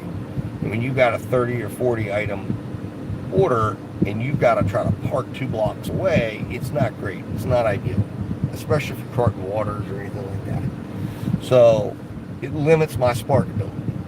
So what has been supporting my ability to be down here during the day is Spark. But right now, Spark is not at all happening for me. Maybe I'm at the wrong Walmart. Maybe it's the wrong day. Whatever. But it's not happening. And it's not lit up. And like I said, I saw people over there that the warlords, the Spark warlord out there in the back in the waiting pen. So, and I was doing the 12 packs of water. So they've got them out. But if Spark isn't going to cooperate, market's going to be tough during the day. It's not going to probably work. So we'll have to make some adjustments. But right now, it is what it is. We're making it. Like I said, today, normally what would happen, it wouldn't be that big of a concern. I'd make $30, $40, $50, $60, $70, and then I have no problem going out tonight, but tonight I have a football game. So again, today's just a day. We take the L, we dock it. We're going to have to make it up on another day. My daily goal will go up, and it is what it is. There's not much I can do about it. So it is all good.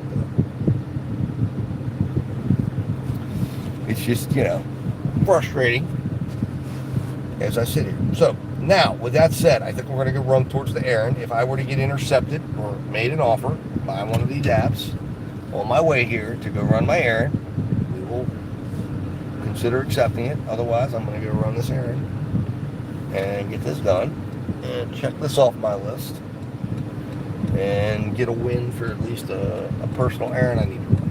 And then on the way through, we're going to get some heavy consideration to stopping at Sheetz. I think that's the best way. I think a Sheetz sandwich or whatever it's called, a PB&J, like Uncrustable, is the right deal right now to handle my hunger. And maybe we'll get a refreshed beverage. And go from there. Charles Downey, yes, it does. It does. And it affects your judgment. For me, gets you a little hangry and just upset. And, are we going to get an offer? Or is that a YouTube notification? We are getting an offer. $4 for 2.3 miles. Turn down. Say it with me, folks. If you're at home, say turn down. And some of you might say there's people out there who might consider a 4 for 2.3, but I can tell you, if you're doing it in this community, those 2.3 miles, you're going to be probably unhappy with the results. Now, I know DoorDash will stack on some of those low orders, but I'm not in the game of just saying, hey, let's gamble, and we're going to let the algorithm know, and we're going to be patient. And I know I'm in a spot right now where the algorithm is probably trying to figure out. In fact, the funny thing was, when I started doing this, right, what the, dude, are you serious? What jack shit? Somebody just switches lanes. They don't even have their blinker on if they're doing it. Chick-fil-A wants to send me a $9 8-mile order. Actually heading up to a part of the zone. Well, it's in a trailer park up near my end. If I was heading up near my end, I might consider it. There's a cop, I think. Got cars in the back.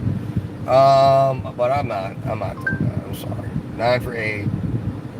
And I'm already heading in the direction I'm heading. I can't. I don't know what's going on. That cop is driving a little angry. He's like an undercover cop too. So I don't know if he has plans to turn around and pull somebody over or what to do. Very obvious too. He's got one of his mirrors like hanging off the side of his car. But the car is all beat up. Like, it's really not a good look. When you have an undercover car, it's got paint peeling off of it and everything else. I mean, the county's got to have some pride if that's a county police officer or state police officer. Come on. You can't be driving around with cars looking like that. Yes. And then you got a damn bars in your window and a freaking mirror hanging off that it screams police officer. I mean, Jesus. Anyways, I digress. But, yeah, I mean, this is where we're at, guys. This is the reality of gig work. This is the part, it's not managing your money, knowing your stuff. That's not the hard part of gig work. Doing the deliveries isn't the hard part of gig work. Although for some at the beginning it might seem a little overwhelming. The hard part of gig work is managing the downtime and what you do with it and keeping your sanity and making sure that you don't go off the deep end. get upset or make stupid decisions that makes your situation worse. Because the reality of the situation is, while I'll feel every bit of the hour wait for that next offer, when I'm looking back at it as a whole day, it's like if I make my money that I need to make within that day, and maybe today I won't because I have time constraints that might prevent me from being able to come out and make my money. But if I were to get to the end of today and I go, hey, you know what, I needed to make $115, and I come out from 3 to 4 or 4:30 before I got to go to my son's game and pop off a couple of nice sparks, and then you know what, I'm not even thinking about that time I was sitting there waiting. But it's during that time, do you go jack up your miles so you end up at your goal, but you realize you drove at 85 cents a mile because you're driving all over Kingdom Come? You decided to, as I was mentioning, it's almost like what they call gambler's fallacy, where a win has to come, right? No, it doesn't. Just like a good order doesn't have to come. Just because you took a $4 for 8 miles, or you're quote unquote getting started. There really is no such thing as quote unquote getting started, right?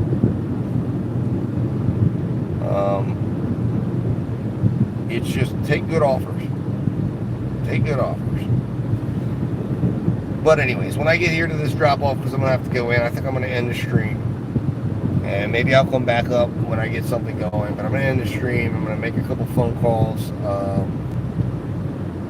and start gearing up, because at an hour and 20 minutes, and yesterday I picked up a Spark order right before I was supposed to go drop my son off and pick my son up. I ended up missing the pickup line by like a minute. So I don't want that repeat to happen. So we're going to end the stream. Listen, we're showing you the real, as always. This is what it is. Like it, love it, hate it, I don't care. It is what it is. But, share your experience. But in the end, if you do profitable things, you will find your profits at the end. You will meet your goals at the end. In these moments right here, I'm glad I can show you, because I know this is an experience that we can connect on, because it's something that I go through a lot. You go through a lot.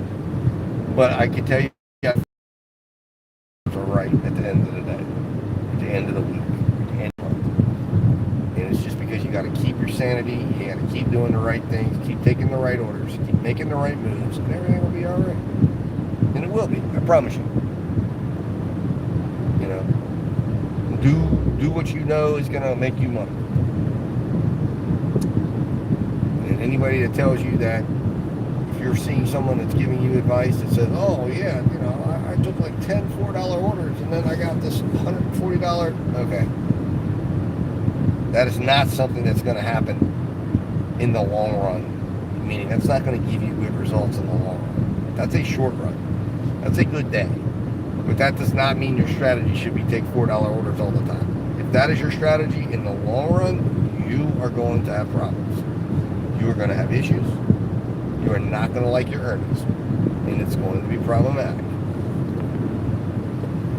And that, friends, is just the fact of the matter. And understand your programs, understand DoorDash. I've given you guys a lot of information of what is going on. Understand the program. There's nothing you're going to be able to do to probably counteract it besides be in position to demand from the apps money that makes sense. And unfortunately, earn by time will never give you the ability to demand anything from the apps because of the way the program is structured. Does not mean it can't make sense for you. If you need that, listen, you're going to probably get some of the biggest payouts on Earn by Time now. But you're also going to get a lot of crap thrown at you. And, there really isn't a basis to turn anything down on Earn by Time besides maybe the amount of miles and the direction in which you go. And maybe a belief that you're not going to be able to get an order from a particular area, meaning if it's sending you out, like in my case, maybe it's sending you out to the country, and I know there's just no way I'm getting another order out there. So I know I've got to come all the way back, and I know that there's really not going to probably be. But then again, you know, those orders, by the time I've taken them out there, and they've paid me enough to get back. But you don't know that. But the lack of being able to know that would be a reason to turn down that offer. And if you end up turning yourself down, don't be afraid. What I would say is work earn by time, potentially. You know, because you're going to get better payouts on the smaller runs. You're going to be kept busy. It's very difficult to multi-app with earn by time. Not impossible, but it's difficult. But turn on earn by time. Go out, and in fact, I need to turn earn by time on as a low acceptance rate driver. And I want to see what the experience is like. I want to see if there's any difference, because I don't think there will be. I could be wrong. I could end up seeing that I get nothing. Maybe the AR does matter on it. I don't think AR matters on earn by time. I don't think it matters one bit. I think if you're an earn by time driver, they're going to send you orders regardless of anything else, because by sheer being on the app, being on that mode of earning, you've communicated to DoorDash that you want to participate in a program that you can only turn one offer down per hour. So they're like, let's do it. And they're going to send you the offers. And if you decline the first one, they know right now you got to do the next one. You decline the next one, you're out, and another driver's coming in. So I don't think there's going to be any hesitation or any reason to park you anywhere. You're going to get offers. The only question is whether or not you're going to be willing to accept to go with the offers they're giving you, and then you're going to get the time. Now, obviously, the lack of access to scheduling and Dash Now will make it earn by time to be concerned about acceptance rate, so they can have access to the program anytime that they want. Otherwise, you're gonna, you know, that's really the only benefit of earn by time at this point, in terms of, and it's very clear in the program literature that there is no priority. In other words, there's no diamond priority in earn by time, and I confirm that with support. I don't know if everyone knows that, but there is no diamond priority with earn by time. You do not get prioritized for any, because they don't necessarily want to put you with big tip orders, which is what the diamond program is about. So by definition, they can't do that. That would not make sense. Now, I think, in my opinion, they should consider maybe opening up and carving out a tier to say, if you get to a certain level of acceptance rate or whatever, you can get into something like that, but then that would really hurt the whole program, because they want to use those big tips to give stuff. Anyways, I'll be back, guys. I'm going to go in here. I didn't end up turning it off, but I'm going to run in here real quick and drop this off. I'll be back.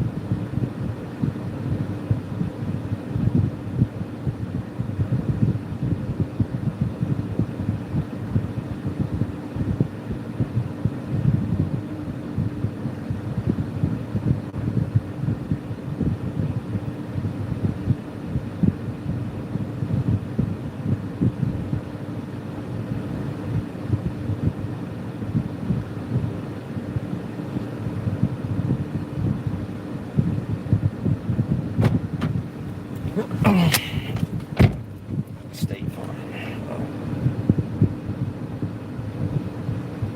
Hello. Yes, it is.